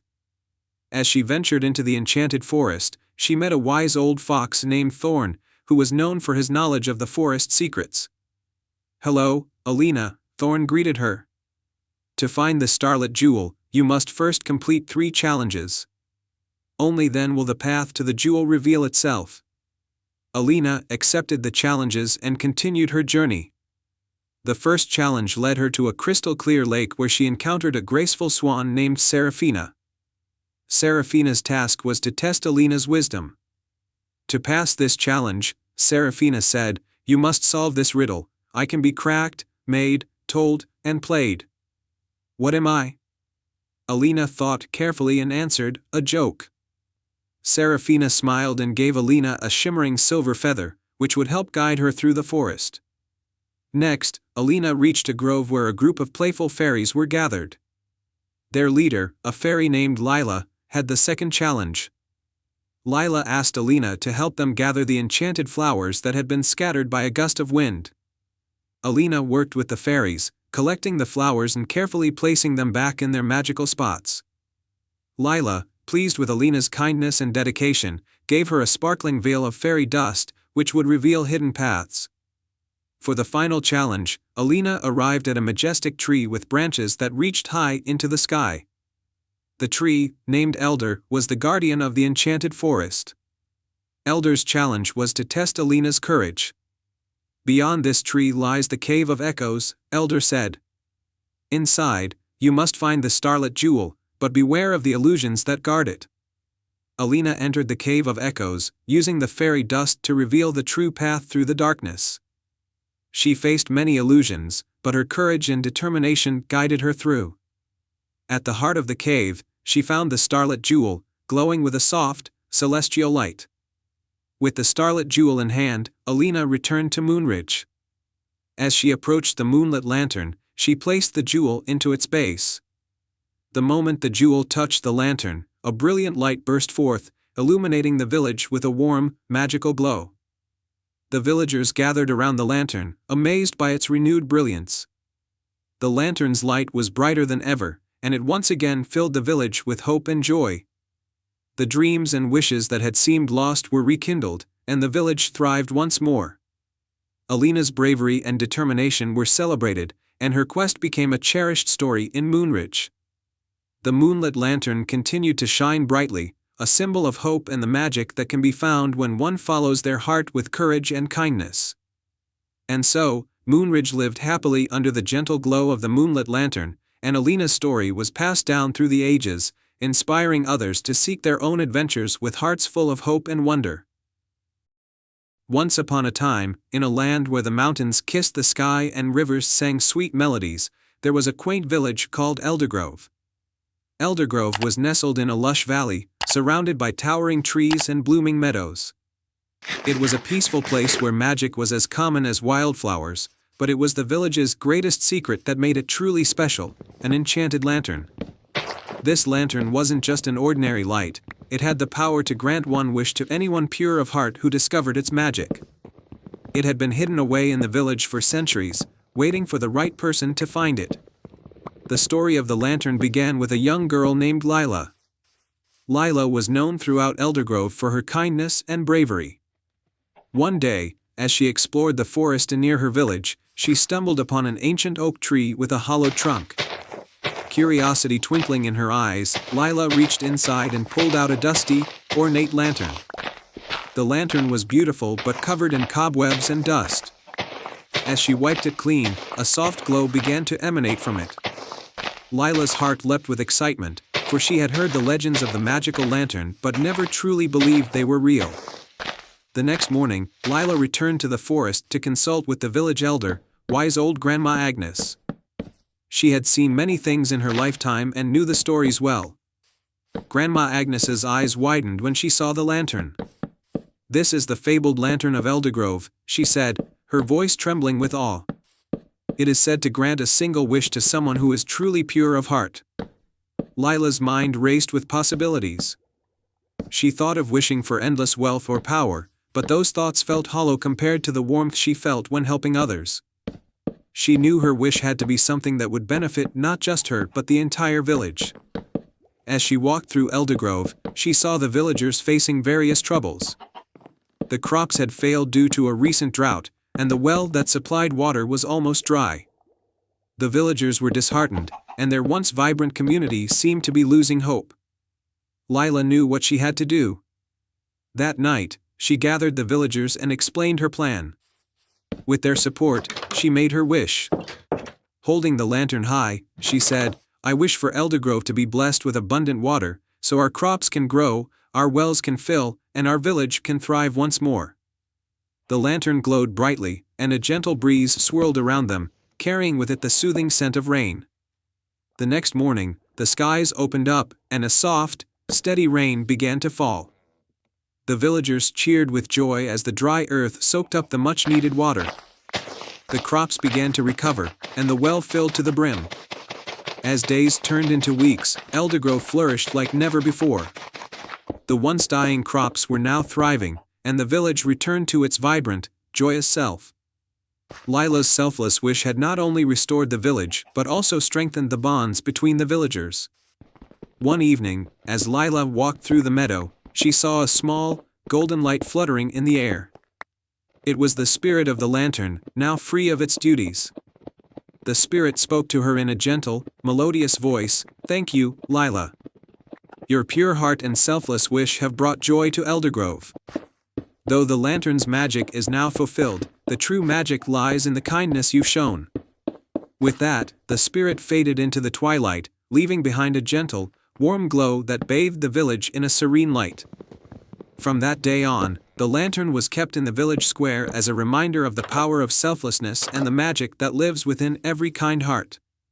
And so, Eldergrove thrived, not just from the blessings of a magical lantern but from the love and care of its people. As for Lila, she continued to help her village with the same kindness and bravery that had guided her to her greatest adventure. And they all lived happily ever after. Once upon a time, in a small village nestled at the edge of a great, ancient forest, there was a tree known as the Whispering Tree. It was said that the tree could speak to those who approached it with a pure heart and a humble wish. The villagers believed that the tree held secrets and magic that could change their lives. In the village lived a young boy named Finn. Finn was known for his kindness and his love for helping others. Despite his humble means, he always tried to bring joy to those around him. The village, however, was struggling with a harsh winter, and many of the villagers were facing hardships. Finn wanted to do something to help, but he didn't know where to start. One snowy morning, as Finn walked through the village, he overheard the village elder speaking about the Whispering Tree. The elder mentioned that the tree had not been visited for many years, and its magic might be the key to bringing relief to their struggling village. Determined to find a way to help, Finn set out to find the Whispering Tree. He wrapped himself in a warm cloak and braved the cold, following the winding path into the heart of the ancient forest. The snow crunched beneath his boots, and the trees stood tall and silent, their branches heavy with frost. After a long and arduous journey, Finn finally reached a clearing where the Whispering Tree stood. The tree was enormous, with branches that seemed to touch the sky and leaves that shimmered with a faint, silver glow. Finn approached the tree with reverence and said softly, "Great Whispering Tree, I have come to seek your help for my village. We are suffering, and I wish to bring them relief." As Finn spoke, the tree's leaves rustled gently, and a soothing voice emerged from the trunk. "Young Finn, to grant your wish, you must prove your heart's true desire. There are 3 trials you must complete, each testing your kindness, courage, and wisdom." Finn nodded, ready to accept the challenge. The first trial was the trial of kindness. The tree guided Finn to a small, icy stream where he found a family of ducks struggling to find food. Their pond had frozen over, and they were hungry. Finn used his scarf to create a makeshift feeding area and gathered some seeds and crumbs to feed the ducks. The family of ducks quacked gratefully, and Finn felt a warm glow of satisfaction. The second trial was the trial of courage. The Whispering Tree led Finn to a dark, foreboding cave where a mysterious, magical creature was said to dwell. Inside the cave, Finn encountered a timid, glowing fox caught in a net. Though the cave was dark and eerie, Finn approached the fox with bravery, freeing it from the net and calming its fears. The fox, now free, showed Finn a hidden path back to the forest's edge. The final trial was the trial of wisdom. The Whispering Tree presented Finn with a riddle carved into a stone, *, "I am not alive, but I grow, I don't have lungs, but I need air, I don't have a mouth, but water kills me. What am I? Star." Finn pondered the riddle carefully and soon realized the answer. "A fire," he said with confidence. The tree's branches rustled approvingly, and a soft, radiant light enveloped Finn. With all 3 trials completed, the Whispering Tree spoke once more. "You have shown kindness, courage, and wisdom. Your heart is true. I will grant your wish." The tree's magic swirled around Finn, and a gentle, sparkling snow began to fall from its branches. The snow carried a magical warmth that spread through the forest, melting the frost and bringing a gentle springtime breeze to the village. Finn returned to his village to find that the harsh winter had lifted, and the land was now fertile and lush. The villagers were amazed and overjoyed, their hardships eased by the unexpected miracle. Finn shared his story of the Whispering Tree and the trials he had faced. From that day on, the village flourished, and Finn's kindness was celebrated.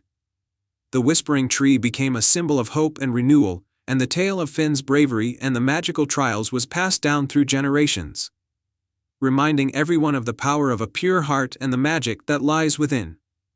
And so, the village thrived once more, its fields rich and its people joyful, forever grateful for the heart of a young boy who sought to bring light and warmth to those in need.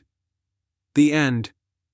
Once upon a time, in the heart of a misty forest, there was a quaint village named Luminera. The village was known for its vibrant gardens and shimmering streams, but it had one unique treasure, a magical lantern that was said to light the way for anyone who was lost or in need. The lantern was housed in the village's oldest cottage, which belonged to an elderly woman named Grandma Esme. She was known throughout the land for her kindness and wisdom. The lantern was a family heirloom, passed down through generations, and its soft, golden glow was believed to have the power to reveal hidden truths and guide people through their darkest hours. One day, the village was visited by a young prince named Leo from the neighboring kingdom of Eldoria. He had heard tales of the enchanted lantern and was intrigued by its magic. The prince was on a quest to find a rare and precious flower known as the moon blossom, which only bloomed once every 100 years under the light of the full moon. The moon blossom had the power to cure his kingdom's ailing land. Grandma Esme welcomed Prince Leo warmly and listened to his tale. "The moon blossom is indeed a rare flower," she said, "and its blooming is a sight to behold. However, finding it requires more than just luck. It requires a heart that is pure and intentions that are true." The prince, determined to help his kingdom, asked Grandma Esme if she would lend him the enchanted lantern to aid in his quest. She agreed, but only if Leo promised to return it once his mission was complete, for the lantern held great significance to her family. With the lantern in hand, Prince Leo set out into the forest under the light of the full moon. The lantern's warm glow guided his path through the tangled woods and winding streams. As he ventured deeper, he encountered various challenges: swift rivers, steep cliffs, and dense thickets. Yet, the lantern's light always found a way to show him the safest path forward. During his journey, Leo came across a small, mysterious creature, a talking fox named Finn. Finn had a coat of shimmering silver and eyes that sparkled with curiosity. "Why are you traveling so far into the forest?" Finn asked. "I am searching for the moon blossom," Prince Leo explained. "It is said to bloom only under the full moon, and I need it to save my kingdom." Finn's eyes widened with understanding. "I know where the moon blossom blooms, but it's a dangerous path. The lantern's light will help you, but you must also have a brave heart and a clear mind." Grateful for Finn's help, Leo followed him through the forest. The two of them faced many trials, from crossing rickety bridges to outsmarting mischievous sprites. With the lantern's guidance and Finn's assistance, they finally reached a secluded glade bathed in moonlight. In the center of the glade was a majestic flower, the moon blossom. Its petals glowed with an ethereal light, and its fragrance filled the air with a sense of peace and hope. Prince Leo carefully collected the moon blossom and thanked Finn for his guidance. As he turned to leave, he noticed that the lantern's light was growing dim. The enchantment that had guided him was fading, and the path back seemed uncertain. Leo realized that he needed to return the lantern to Grandma Esme, as promised. With the moon blossom secured, Leo made his way back to the village. The journey was still challenging, but the memories of his adventure and his commitment to his kingdom's welfare kept him steady. Upon returning the lantern to Grandma Esme, he presented her with the moon blossom. "You have fulfilled your promise," Grandma Esme said, smiling. "And you have shown great courage and purity of heart. The lantern will continue to guide those in need, and the moon blossom will heal your kingdom." Prince Leo returned to Eldoria, where the moon blossom was used to restore the land to its former glory. His kingdom thrived once more, and he was celebrated as a hero. He often thought fondly of the enchanted lantern in the village of Luminera, where his journey had begun. The lantern remained in Grandma Esme's cottage, its light still shining brightly for those who sought guidance. The story of Prince Leo and the enchanted lantern became a beloved legend in Luminera, reminding everyone of the power of bravery, kindness, and the magic of a guiding light. And so, the village of Luminera continued to glow with the light of hope and adventure, ever ready to illuminate the path for those who ventured into the forest in search of their own dreams. The end. Once upon a time, in a kingdom surrounded by rolling hills and enchanted forests, there was a bustling village named Fernwood. Fernwood was known for its vibrant gardens, warm-hearted people, and the mysterious moonlit grove at the edge of the village. The grove was said to be a place of magic and wonder, visited only when the moon was full. In Fernwood lived a kind-hearted girl named Ilara. Ilara was known for her love of animals and her curiosity about the world. Every month, on the night of the full moon, she would visit the moonlit grove, hoping to uncover its secrets. One evening, as the full moon rose high in the sky, Ilara ventured into the grove, guided by its soft, silver light. As she wandered among the ancient trees, she noticed a faint, melodious tune coming from deep within the grove. Following the music, she discovered a hidden clearing bathed in moonlight. In the center of the clearing was a beautiful, glowing pond. Around the pond danced tiny, ethereal fairies whose wings sparkled like diamonds. At the edge of the pond, on a grand stone pedestal, was a magnificent crystal known as the Moonstone. Its light was mesmerizing, casting gentle reflections across the water. As Ilara approached the Moonstone, a soft, musical voice spoke from the pond. "Welcome, Ilara.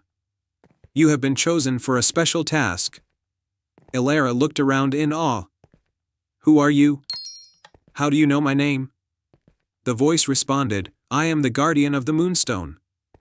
The Moonstone holds the power to protect our world from encroaching darkness, but its magic has begun to fade.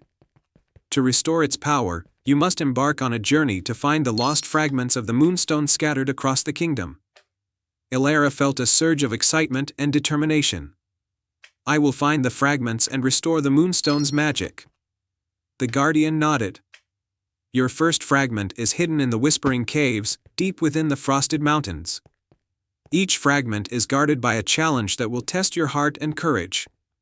With a newfound sense of purpose, Ilara set off on her quest. Her journey took her through the Frosted Mountains, where she braved icy winds and treacherous paths to reach the Whispering Caves. Inside the caves, she encountered a labyrinth of shimmering ice formations. At the heart of the labyrinth, Ilara found the first fragment of the Moonstone, encased in a block of ice. To retrieve it, she had to solve a riddle spoken by a magical ice spirit. "I am not alive, but I grow. I do not have lungs, but I need air. I do not have a mouth, but water kills me. What am I?"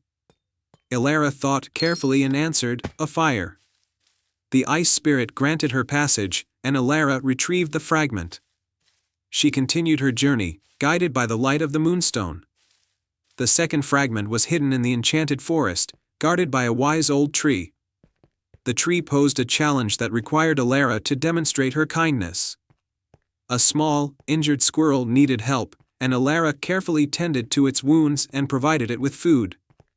The grateful squirrel led her to the second fragment, hidden beneath its nest. Ilara's final challenge took her to the desert of shifting sands. The last fragment was buried in the vast desert, and she had to navigate the ever-changing dunes to find it. Along the way, she encountered a weary traveler in need of assistance. Ilara shared her provisions and guided the traveler to safety, earning the traveler's gratitude and the final fragment. With all three fragments in hand, Ilara returned to the moonlit grove. The fairies greeted her with joy, and she placed the fragments around the Moonstone. As the fragments were set in place, the Moonstone's light grew brighter and more vibrant, filling the grove with a warm, protective glow. The guardian of the Moonstone appeared and thanked Ilara. "You have restored the Moonstone's power and saved our world from darkness.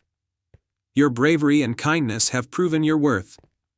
Ilara smiled, feeling a deep sense of fulfillment. The Moonstone's magic continued to shine brightly, protecting Fernwood and its surrounding lands. Ilara returned to her village as a hero, and her tale of adventure and bravery became a cherished story in Fernwood. The moonlit grove remained a place of wonder and magic, and Ilara's kindness and courage continued to inspire all who heard her story. And so, the kingdom flourished under the protection of the Moonstone, and Ilara's heart remained full of adventure and joy. And they all lived happily ever after. The Enchanted Orchard. Once upon a time, in a quaint kingdom nestled between emerald hills and sparkling rivers, there was a mystical orchard known as the Enchanted Orchard. This orchard was renowned for its magical fruits, which were said to have the power to grant one wish to someone with a pure heart and noble intentions. However, the orchard was hidden deep within an ancient forest and could only be found by those who truly needed its magic. In a small, humble village at the edge of the forest lived a young girl named Lila. Lila was known for her kindness and selflessness. She spent her days helping her family and neighbors, tending to the village's gardens, and caring for the sick. Despite her generosity, Lila and her village were suffering from a terrible blight that had ruined their crops and left them in dire need of food. One day, as Lila was tending the village garden, she overheard a group of travelers talking about the enchanted orchard. They spoke of its magical fruits and the wonders it could bring. Determined to help her village, Lila decided she would venture into the forest to find the orchard and use its magic to save her home. The journey begins early the next morning. Lila packed a small satchel with bread, a flask of water, and a warm cloak. She set off into the ancient forest, guided only by the whispers of the wind and the stories she had heard. The forest was dense and mysterious, with towering trees and winding paths. As she journeyed deeper into the forest, Lila encountered a wise old owl perched on a gnarled tree branch. The owl looked at her with piercing eyes and said, "To find the enchanted orchard, you must first solve my riddle. I have branches but no fruit, no trunk but plenty of leaves. What am I?" Lila pondered for a moment and then answered, "A book." The owl hooted in approval and flapped its wings, revealing a hidden path illuminated by a soft, silver glow. Lila followed the path, her heart filled with hope. The mysterious glade. The path led Lila to a serene glade where the trees were adorned with glowing fireflies. In the center of the glade was a gently bubbling spring, and beside it stood a graceful deer. The deer spoke softly. "To continue, you must solve this riddle. What has cities, but no houses, mountains, but no trees, and water, but no fish?" Lila thought carefully and then answered, "A map." The deer nodded and stepped aside, revealing a shimmering bridge that spanned across the spring. Lila crossed the bridge and continued her journey. The enchanted orchard. The bridge led Lila to a hidden grove bathed in golden light. In the center of the grove stood the enchanted orchard, its trees laden with glowing fruits of every color imaginable. The air was filled with a sweet, intoxicating fragrance. Lila approached the orchard and saw a large, ancient tree in the middle, with a single, magnificent fruit hanging from its branches. The tree spoke in a deep, melodic voice, "To receive the magic of the enchanted orchard, you must make a wish with a heart full of love and selflessness. What you wish for should benefit others." Lila took a deep breath and made her wish, "I wish for my village to be blessed with abundant crops and to have enough food for everyone, so that no one has to go hungry." As she spoke, the magnificent fruit began to glow even brighter, and a gentle breeze carried its magic back to Lila's village. The light spread across the forest, flowing into the fields and gardens of her home. The return to the village. When Lila returned to her village, she was greeted with astonished joy. The once barren fields were now lush and green, the crops were thriving, and there was plenty of food for everyone. The village celebrated with a grand feast, and the people were filled with gratitude for Lila's bravery and kindness. The magic of the enchanted orchard had transformed the village, bringing prosperity and happiness to all. Lila was honored as a hero, and her story became a cherished legend, passed down through generations as a reminder of the power of selflessness and the magic that lies within a kind heart. And so, Lila's village continued to thrive, forever blessed by the magic of the enchanted orchard and the loving heart of one extraordinary young girl. In a peaceful village surrounded by lush forests and sparkling streams, there was a quaint little shop known for its unique and magical items. The shop was run by an elderly woman named Granny Aloan, who was renowned for her knowledge of enchanted artifacts and her warm, caring nature. One evening, as the sun dipped below the horizon and the first stars began to twinkle, a young boy named Leo entered Granny Aloan's shop. Leo was a dreamer with a heart full of wonder and curiosity. He had heard tales of a mysterious lantern that could grant one wish to the person who found it. Granny Aloan greeted Leo with a kind smile. "Good evening, young Leo. What brings you here on this fine night?" Leo's eyes sparkled with excitement. "I've heard about the enchanted lantern that can grant a wish. I want to find it and see if the stories are true." Granny Aloan's eyes twinkled with a knowing glint. Ah, the enchanted lantern. It is a very special item indeed. But finding it is not so simple. It requires a pure heart and a willingness to help others. Leo's heart swelled with determination. I'm ready to do whatever it takes. I want to help my village and make it a better place. Granny Aloan nodded approvingly and handed Leo a small, leather-bound book. This book contains clues that will guide you to the lantern. Remember, it is not the wish itself but the journey and the kindness you show along the way that truly matters. Leo took the book and set off into the forest. The moon was full, casting a silvery glow over the trees. As he walked, he read the first clue from the book. To find the lantern, follow the path of the moonlight and listen to the whispers of the night. Leo followed the moonlit path, and soon he heard a faint, melodic whisper. It led him to a clearing where a family of deer was struggling to find food. Their meadow had been overtaken by thick brambles. Without hesitation, Leo used his small pocket knife to carefully clear the brambles and make a safe path for the deer. The grateful animals nuzzled him before disappearing into the forest. As Leo returned to the path, he found the next clue in the book. The lantern lies where the stars kiss the earth. Leo continued his journey, guided by the shimmering starlight. He arrived at a serene pond, its surface reflecting the starry sky like a mirror. Next to the pond, Leo found an injured fox caught in a net. The fox's eyes were filled with pain and fear. Leo gently freed the fox from the net and tended to its wounds with some herbs he had in his satchel. The fox gave a soft, thankful yip before limping away into the forest. As Leo watched it disappear, he noticed a hidden compartment in a nearby tree. Inside, there was another clue. The final test is one of the heart. Seek where the light meets the dark. Leo followed the clue to a shadowy grove where the moonlight barely reached. There, in a small, hidden alcove, he found a beautiful, ornate lantern glowing softly with a warm, golden light. Leo picked up the lantern, feeling a sense of awe and accomplishment. As he held it, the lantern's light brightened, and a gentle, ethereal voice spoke, "You have shown great kindness and selflessness on your journey. The wish you seek will be granted, but remember, it is not for you alone." Leo thought of his village and how much they needed help. With a heartfelt wish, he said, "I wish for my village to be filled with happiness and prosperity, and for everyone to work together in harmony."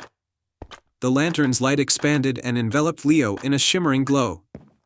He felt a warmth spread through him, and then, just as suddenly, the light vanished. Leo returned to his village with the lantern in hand. The next day, the village experienced a miraculous transformation. The crops grew abundantly, the streams were clear and full, and a sense of joy and cooperation filled the air. The villagers were amazed and grateful, and they celebrated together, rejoicing in their newfound prosperity.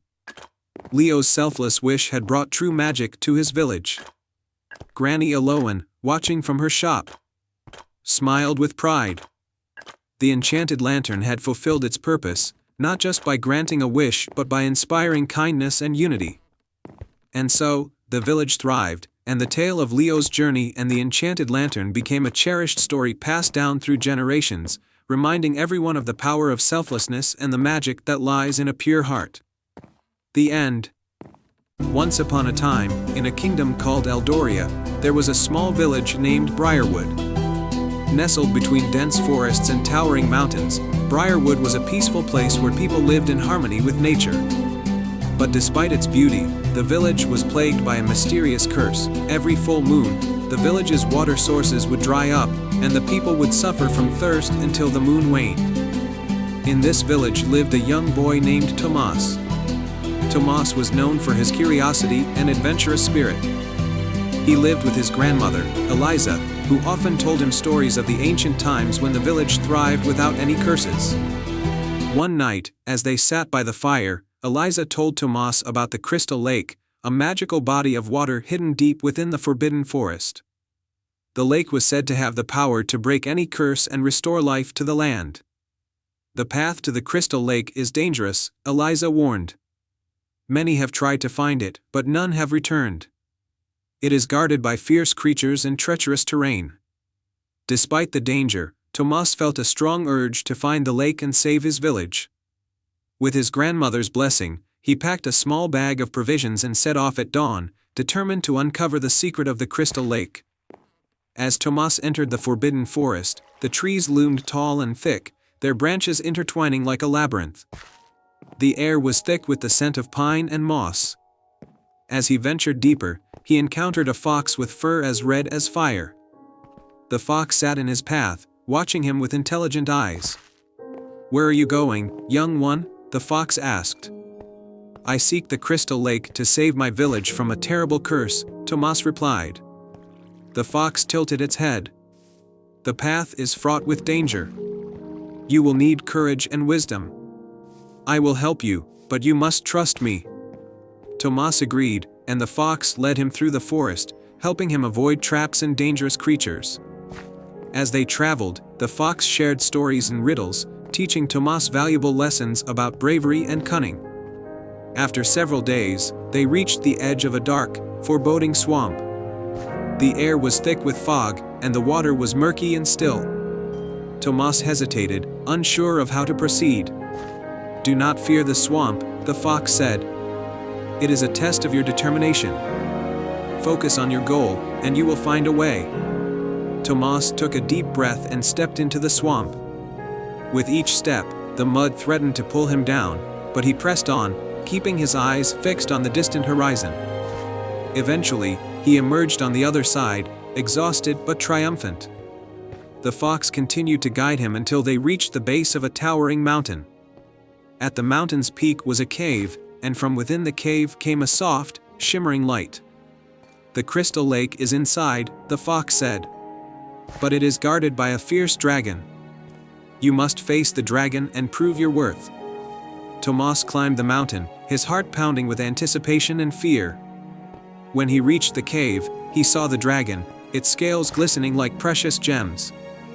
The dragon opened its eyes and gazed at Tomas with an intensity that made him tremble. "Why have you come here, little one?" the dragon rumbled.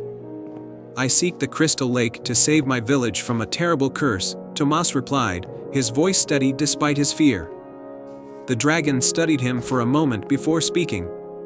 "To access the lake, you must answer this riddle. What is so fragile that saying its name breaks it?" Tomas thought for a moment, recalling the riddles the fox had taught him. Then he smiled and said, "Silence." The dragon nodded approvingly and stepped aside, revealing the entrance to the cave.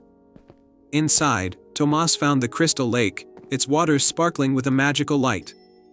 He filled a small vial with the enchanted water and thanked the dragon for its wisdom. The journey back to Briarwood was swift, as the fox guided him safely through the forest.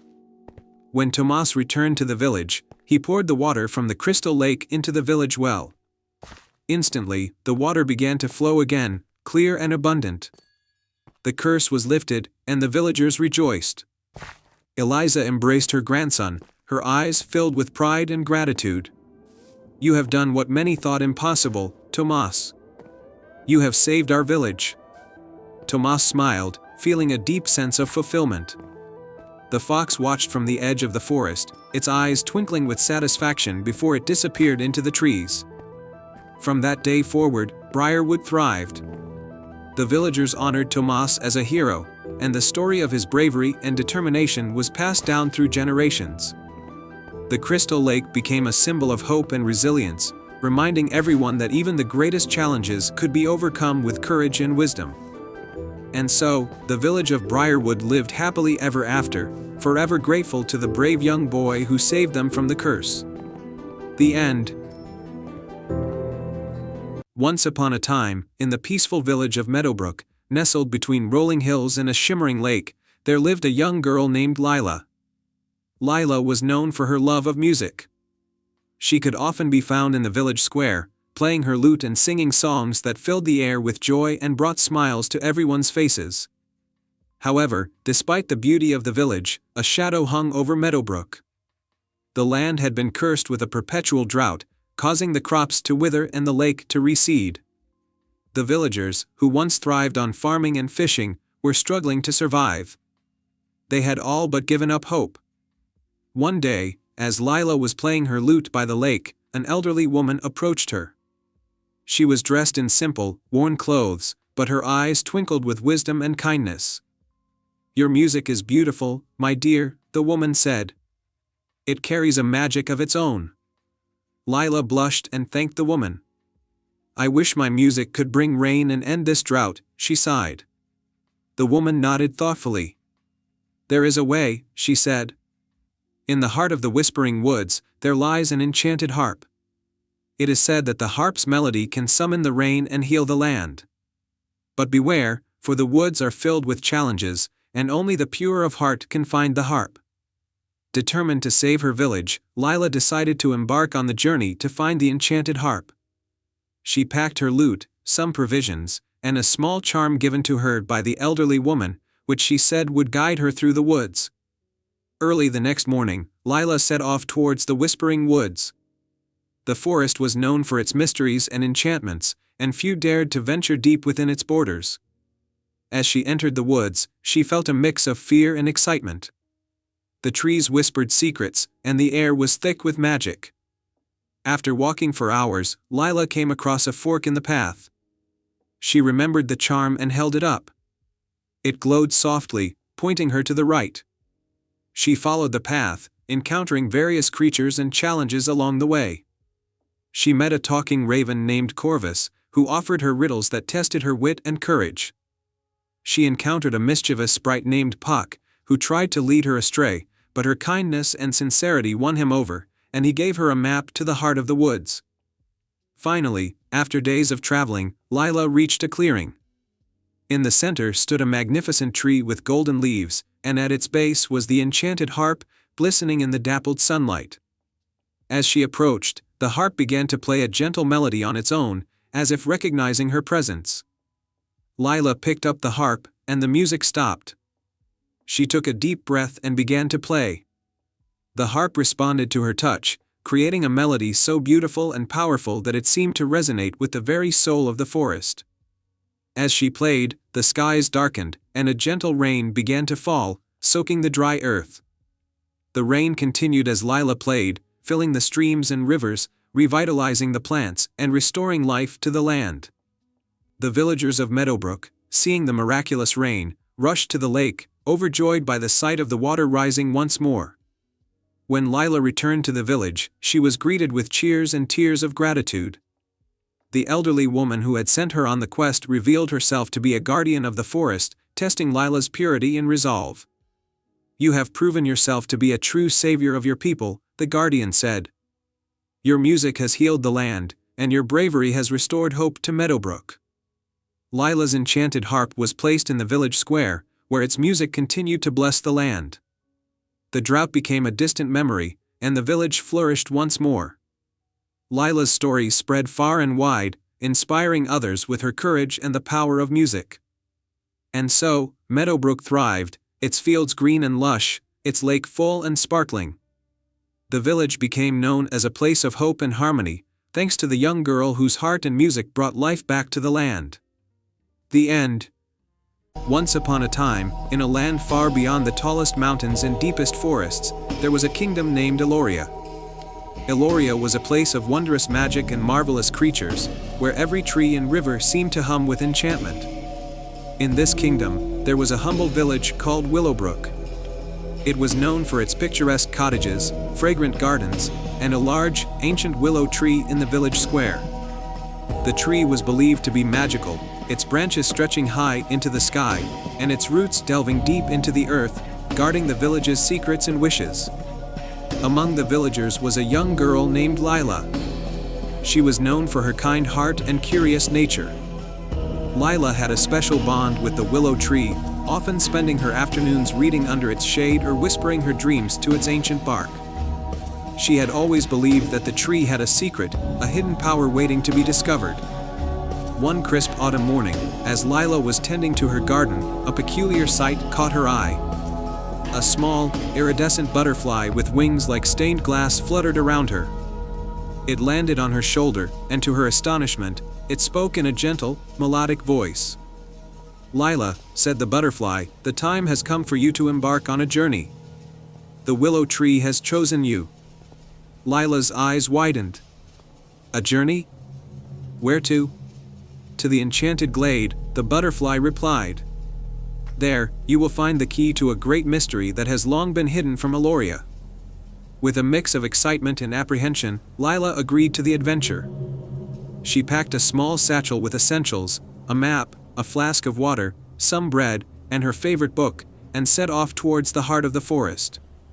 The path to the enchanted glade was winding and lush, filled with vibrant flowers and curious creatures. Lila followed the butterfly, which flitted ahead, leading the way through the dense foliage. The deeper she ventured, the more magical the forest became. The trees glowed with a soft, ethereal light, and the air was filled with the melody of unseen songbirds. After hours of walking, they arrived at a clearing bathed in silver moonlight. At the center of the glade stood a crystal-clear pond, its waters shimmering like liquid stars. On the opposite shore was a small, ornate chest, half buried in the moss. The butterfly hovered over the chest. "Open it," it urged. Lila approached the chest with a sense of wonder. She carefully lifted the lid, revealing a delicate golden key nestled inside. The key was intricately carved with symbols and patterns that seemed to shift and dance in the light. The key to what? Lila wondered aloud. The key to unlocking the willow tree's greatest secret, the butterfly explained. You must return to Willowbrook and use this key to unlock the hidden chamber within the tree. With the golden key safely in her possession, Lila retraced her steps back to Willowbrook. As she approached the village, the sun was setting, casting a warm, golden glow over the landscape. The villagers gathered in the square as they always did for the evening's festivities. Lila's return was met with cheers and curiosity as she made her way to the willow tree. She carefully inserted the golden key into a hidden lock she had discovered earlier but never understood. With a soft click, the willow tree's trunk opened like a secret door, revealing a hidden chamber within. Inside, the chamber was filled with glowing crystals and ancient scrolls. At the center was a pedestal with an intricately carved book. Lila picked up the book and opened it. The pages were filled with tales of old, stories of magic and wonder that had been forgotten over the ages. It was a book of knowledge and wisdom, a treasure trove of Eloria's lost heritage. As Lila read the book, she realized that the willow tree was a guardian of ancient magic, preserving the kingdom's history and secrets for generations. By rediscovering the book, she had not only unlocked the tree's secret but also rejuvenated the village's connection to its magical past. From that day on, the villagers of Willowbrook celebrated their newfound knowledge and the magic that had always been a part of their lives. Lila continued to visit the willow tree, now with a deeper understanding of its power and a sense of responsibility to preserve its legacy. And so, the tale of Lila and the enchanted glade became a cherished story in Eloria, passed down through the generations.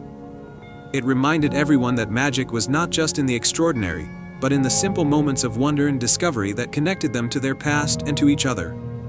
And they all lived happily ever after. Once upon a time, in the enchanting kingdom of Lyria, there was a mysterious forest known as the Whispering Woods. This forest was renowned for its ancient trees that were said to whisper secrets and for the legendary Whispering Willow, a majestic tree believed to grant one wish to those who approached it with a heart full of courage and kindness.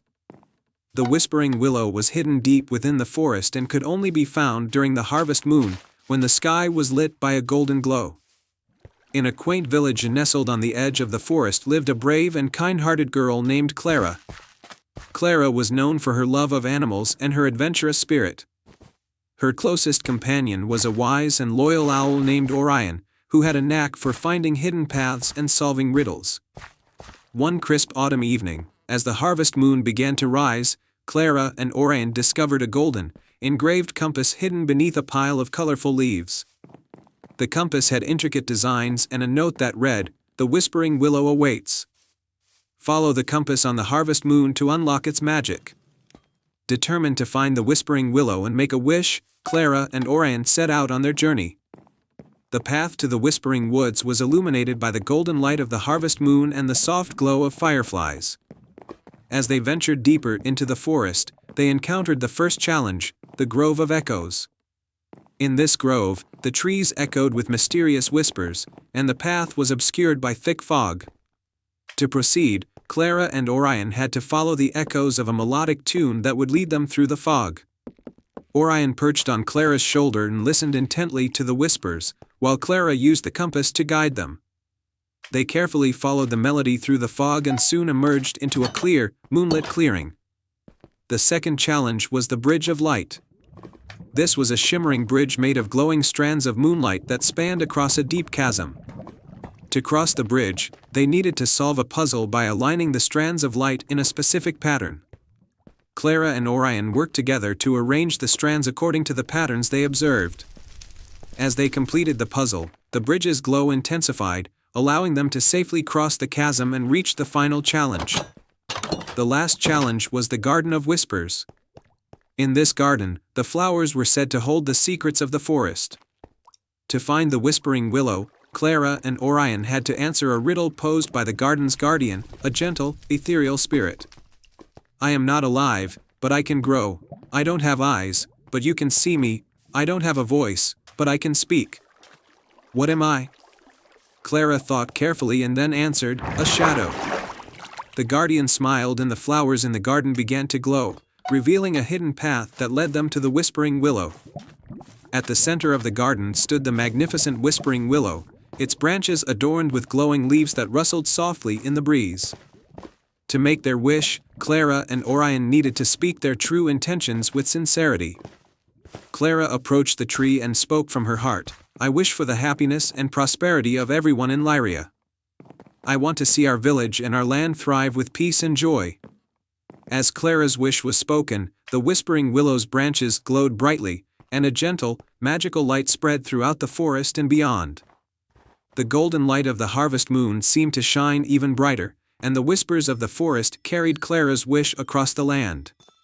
When Clara and Orion returned to their village, they found it transformed. The fields were abundant with crops, the animals were healthy and joyful, and the people were filled with a deep sense of contentment and harmony. The story of Clara and Orion's adventure and the magic of the Whispering Willow became a beloved tale in Lyria. It reminded everyone of the importance of courage, kindness, and the power of selfless wishes. And so, the Whispering Woods continued to be a place of magic and wonder, where dreams and wishes came to life under the light of the harvest moon. The end. Once upon a time in a lush, green valley surrounded by misty mountains, there was a small village known for its beauty and harmony. In this village lived a kind-hearted girl named Elara, who was known for her love of stories and her deep connection with nature. Every evening, she would wander into the forest, chatting with the trees and listening to the songs of the birds. One day, while exploring a hidden part of the forest, Elara stumbled upon a shimmering lantern hanging from an ancient oak tree. The lantern was unlike anything she had ever seen. It glowed with a soft, golden light, and delicate patterns danced across its surface as if the lantern were alive. Elara reached out and touched the lantern. Instantly, a soft, melodic voice echoed through the clearing. Thank you for freeing me, kind one, the voice said. Elara looked around but saw no one. I am Leora, the guardian spirit of the forest. I was trapped in this lantern by an old enchantment. Because of your kindness, I can now grant you one wish. Elara was taken aback. A wish? She asked, her eyes wide with wonder. Yes, Leora replied. But choose wisely, for this wish will not only affect you but the entire village. Elara thought for a moment. She knew her village had been struggling with a terrible drought for months. The once lush fields had turned barren, and the river that once flowed gently was now just a dry bed of stones. The villagers were anxious and weary, and Elara felt their pain deeply. With a determined heart, she made her wish. I wish for the village to have bountiful water and fertile land, so that our people and the forest can thrive once again. Leora's light brightened, and the forest seemed to come alive with joy. Your wish is granted, she said. But remember, true magic lies not only in what we receive but in how we care for the gifts we are given.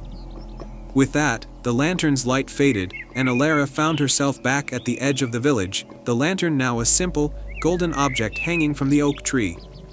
She hurried back to the village and shared her adventure. The villagers gathered around the lantern, curious and hopeful. The next morning, as the first rays of sunlight touched the village, something miraculous happened. Clouds gathered above, and a gentle rain began to fall, soaking into the parched earth. The river began to flow again, and within days, the fields turned a vibrant green, dotted with colorful flowers and crops. Alara's wish had indeed come true, and the village rejoiced. The people celebrated with a grand feast, where they danced and sang, giving thanks for the blessing they had received. The village flourished once more, and the drought became a distant memory. But Alara never forgot Leora's words. She took it upon herself to care for the forest as diligently as she did for her village. She planted trees, tended to the animals, and made sure the forest remained a place of magic and wonder. Years passed, and the village became renowned for its beauty and prosperity. Travelers came from far and wide to see the enchanted valley and hear the tales of the kind girl who had saved them from despair. They were inspired by Alara's wisdom and the thriving harmony between the village and the forest. One day, Alara, now a wise and graceful elder, returned to the ancient oak tree where she had first found the lantern. She found it still hanging there, its light now a soft, gentle glow. "Thank you," she whispered, knowing Leora could hear her, "for the magic and the lesson." And as she spoke, the lantern's light grew brighter, and a soft, melodic voice replied, "You have done well, Alara. Remember, magic is always around you, but it is your heart that makes it truly shine." With a smile, Alara turned and walked back to her village, where she continued to share her wisdom and love for both the people and the forest. The enchantment of the lantern had woven a lasting bond between them, a reminder that the greatest magic lies in the care and kindness we give to the world around us. And so, the village thrived in harmony with nature, and the story of the enchanted lantern became a cherished tale, passed down through generations. And they all lived happily ever after.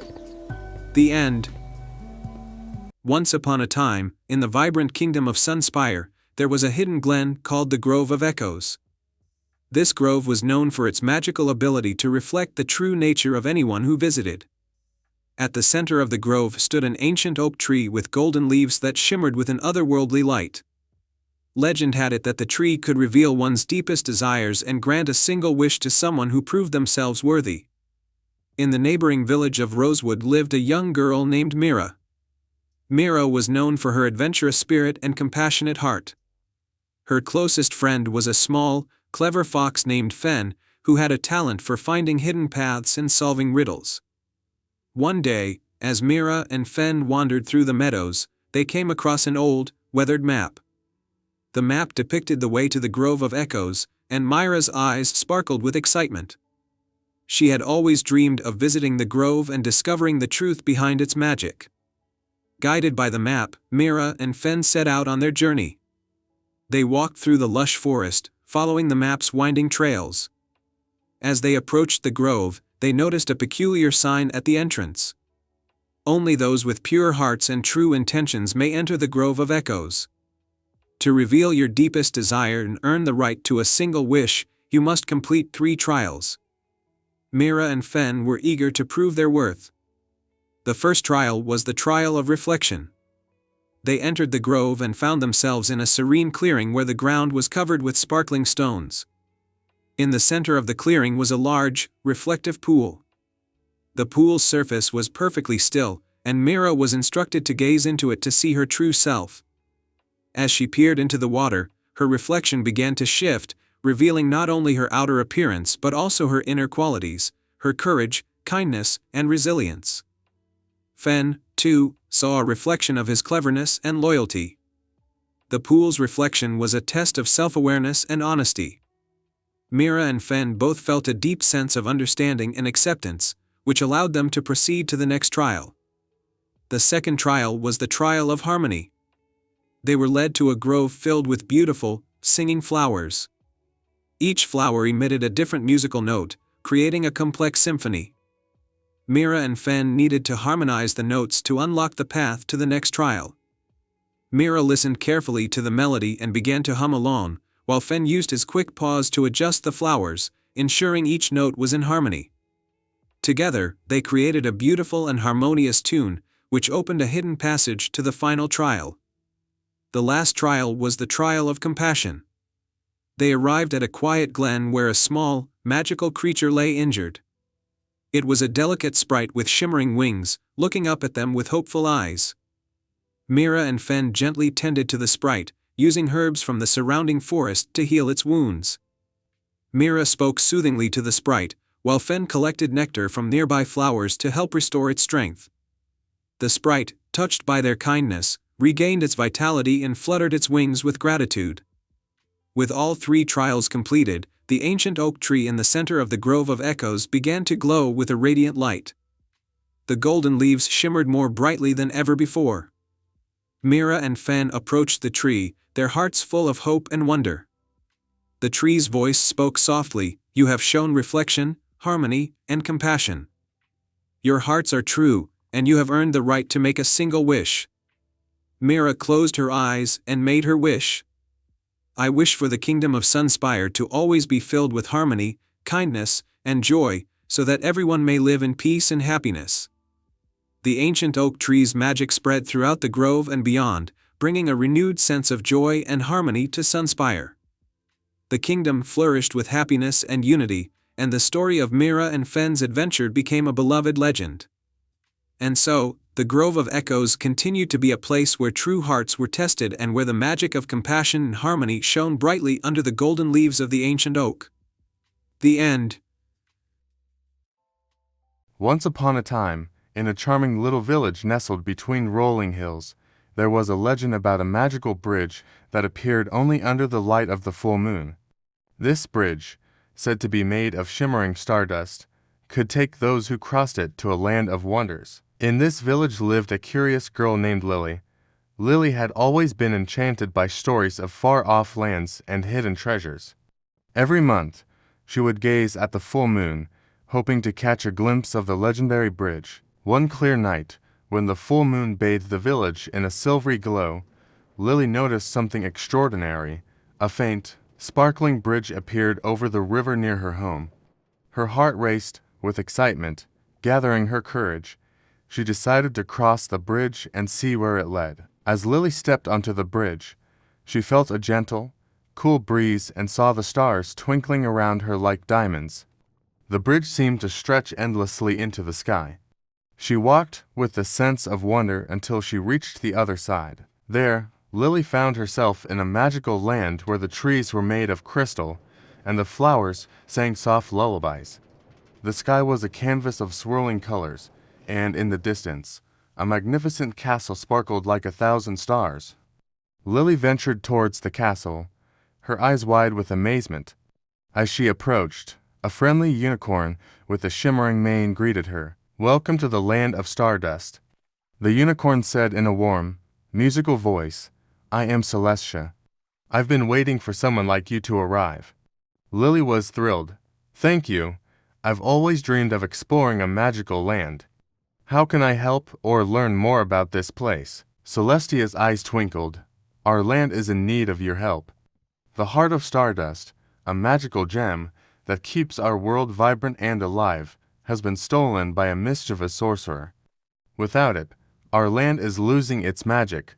We need someone brave to retrieve it." Determined to help, Lily agreed. Celestia handed her a glowing map and a small silver key. "Follow this map to the Sorcerer's Tower.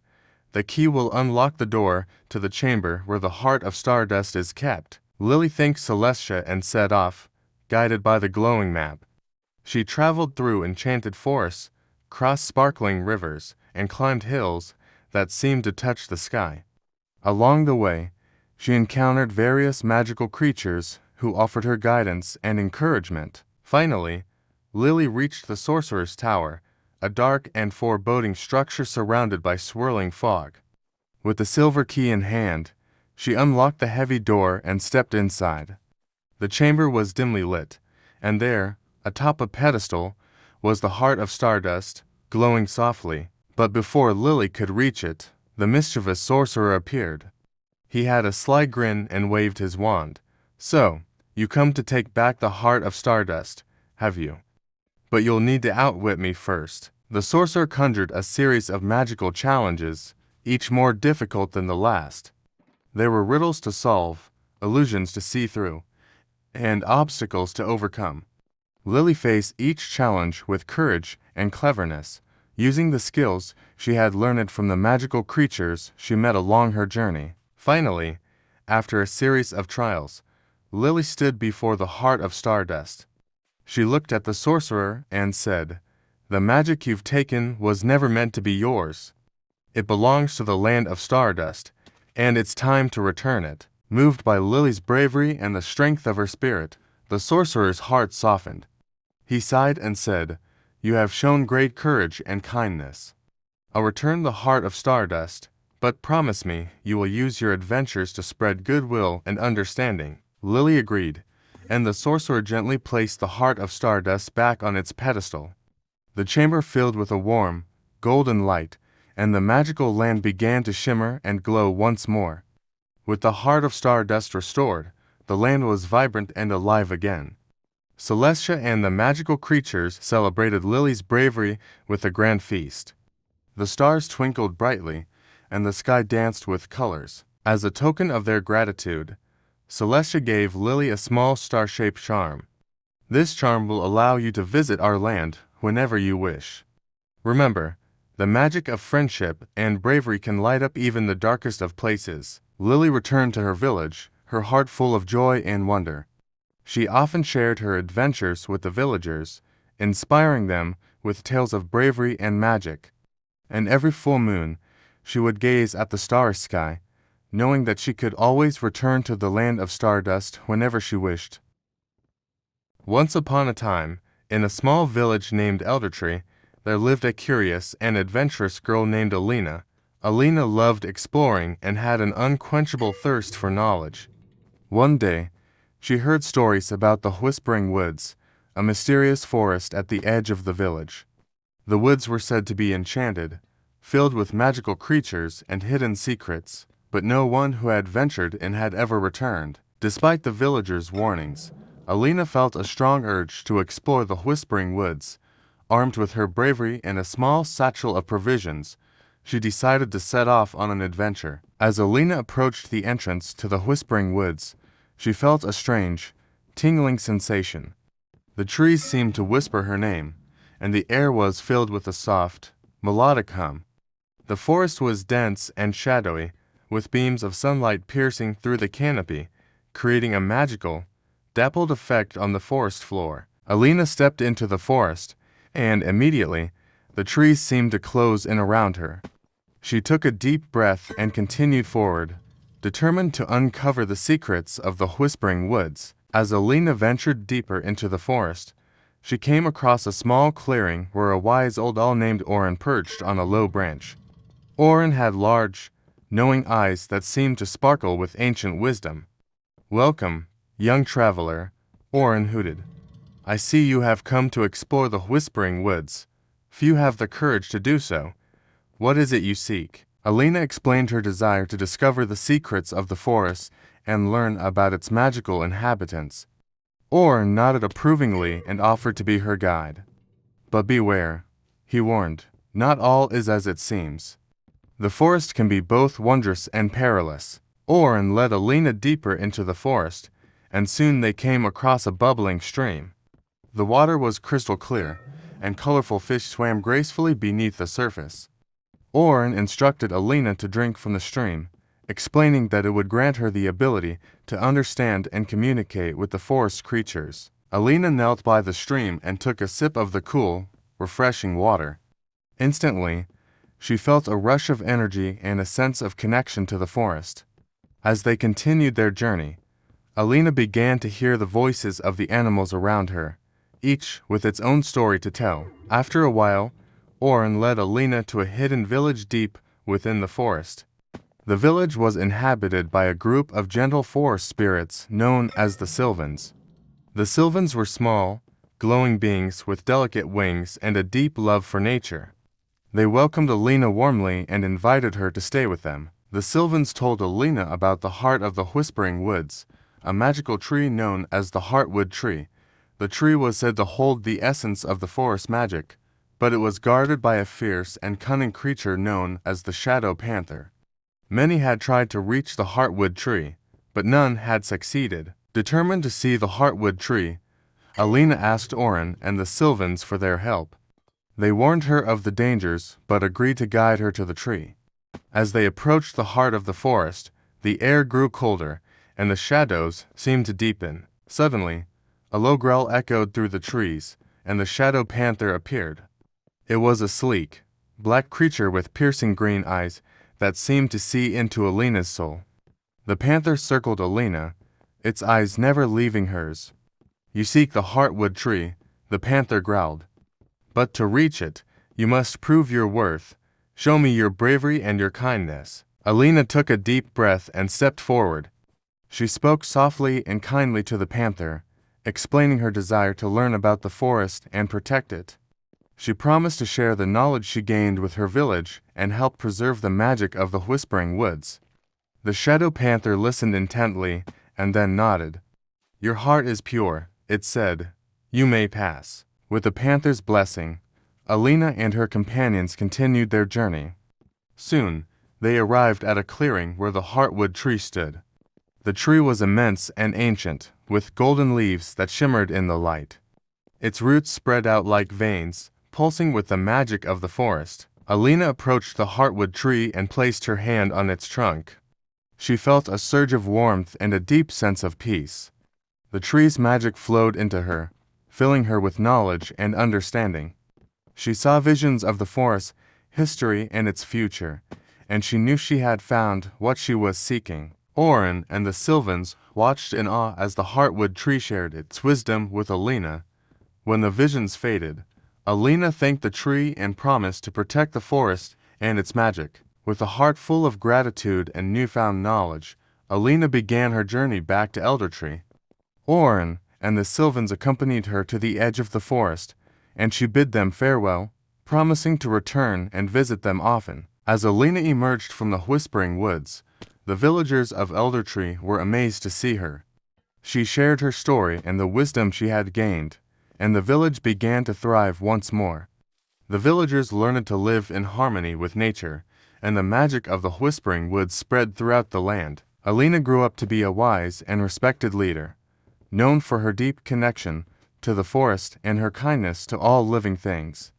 The tale of her adventure became a cherished legend passed down through generations. And so, the Whispering Woods remained a place of wonder and magic, protected by those who understood its secrets and cherished its beauty. And Alina, the brave girl who ventured into the unknown, became a symbol of courage, kindness, and the enduring bond between humans and nature. In the heart of the Whispering Woods, where sunlight danced through the leaves and shadows whispered ancient secrets, there lay a small village called Eldergrove. The villagers were known for their kindness, and they lived in harmony with the magical creatures that inhabited the surrounding forest. At the edge of Eldergrove stood a quaint little cottage where lived a kind old woman named Elara. Elara was a beloved figure in the village, known for her wisdom and her magical lantern. This lantern wasn't just any lantern, it was an enchanted one that glowed with a soft, warm light, and it was said to grant a single wish to anyone who truly needed it. One chilly autumn evening, a young girl named Lila came to Elara's cottage, her cheeks red from the cold. Lila was known for her bravery and her kindness, but lately, she had been troubled. Her village had been facing a severe drought, and the once vibrant fields were now dry and barren. The villagers were worried, for their crops were failing, and they had begun to lose hope. Lila walked up to Elara's door and knocked gently. Elara, with her warm, welcoming smile, invited Lila inside. As Lila entered, the cottage was filled with the comforting aroma of freshly baked bread and herbs. "What brings you here, my dear?" Elara asked, her eyes twinkling with curiosity. Lila took a deep breath and said, "The village is in trouble. We haven't had rain in months, and our fields are dying." I came to ask if the enchanted lantern can help us." Elara nodded thoughtfully. "The lantern is a powerful gift, but it's important to remember that it can only grant one wish. It must be a wish made with a pure heart." Lila nodded vigorously. "I understand. I wish for rain to save our crops and bring life back to our fields." Elara smiled gently and handed Lila the lantern. "You may make your wish, but remember to believe in the magic." Lila took the lantern and stepped outside into the crisp night air. She held the lantern close and closed her eyes tightly. She whispered her wish into the night, "Please, bring rain to save our village." As she spoke, the lantern's light began to shimmer and sparkle more brightly. A gentle breeze picked up, rustling the leaves and carrying Lila's wish high into the sky. The light from the lantern grew stronger, and then, with a soft, musical chime, the lantern's glow faded. Lila watched with hopeful eyes as clouds began to gather in the sky. The first drops of rain began to fall, gently at first, then steadily. It wasn't long before a downpour of rain drenched the parched earth. Lila felt a sense of relief and joy wash over her. The rain continued through the night and into the morning. By dawn, the fields were soaking up the much-needed moisture. The villagers awoke to the sound of rain pattering on their roofs and rushed outside to see the fields coming back to life. When Lila returned to the village, the villagers greeted her with cheers and gratitude. They danced in the rain and celebrated the return of their crops. The drought had been broken, and hope had been restored. Elara's lantern had done its magic, but it was Lila's courage and selflessness that had made the wish possible. Lila knew that the true magic wasn't just in the lantern but in the heart of every person who believed in kindness and hope. And so, the village of Eldergrove thrived once more, with lush fields and happy hearts. Lila continued to help her village, always remembering that the real magic came from the goodness within people. Elara's lantern remained a cherished symbol of hope and magic, reminding everyone that even in the darkest times, a single wish made with a pure heart could bring light and change. And that was the tale of the enchanted lantern and the brave girl who made a wish for her village.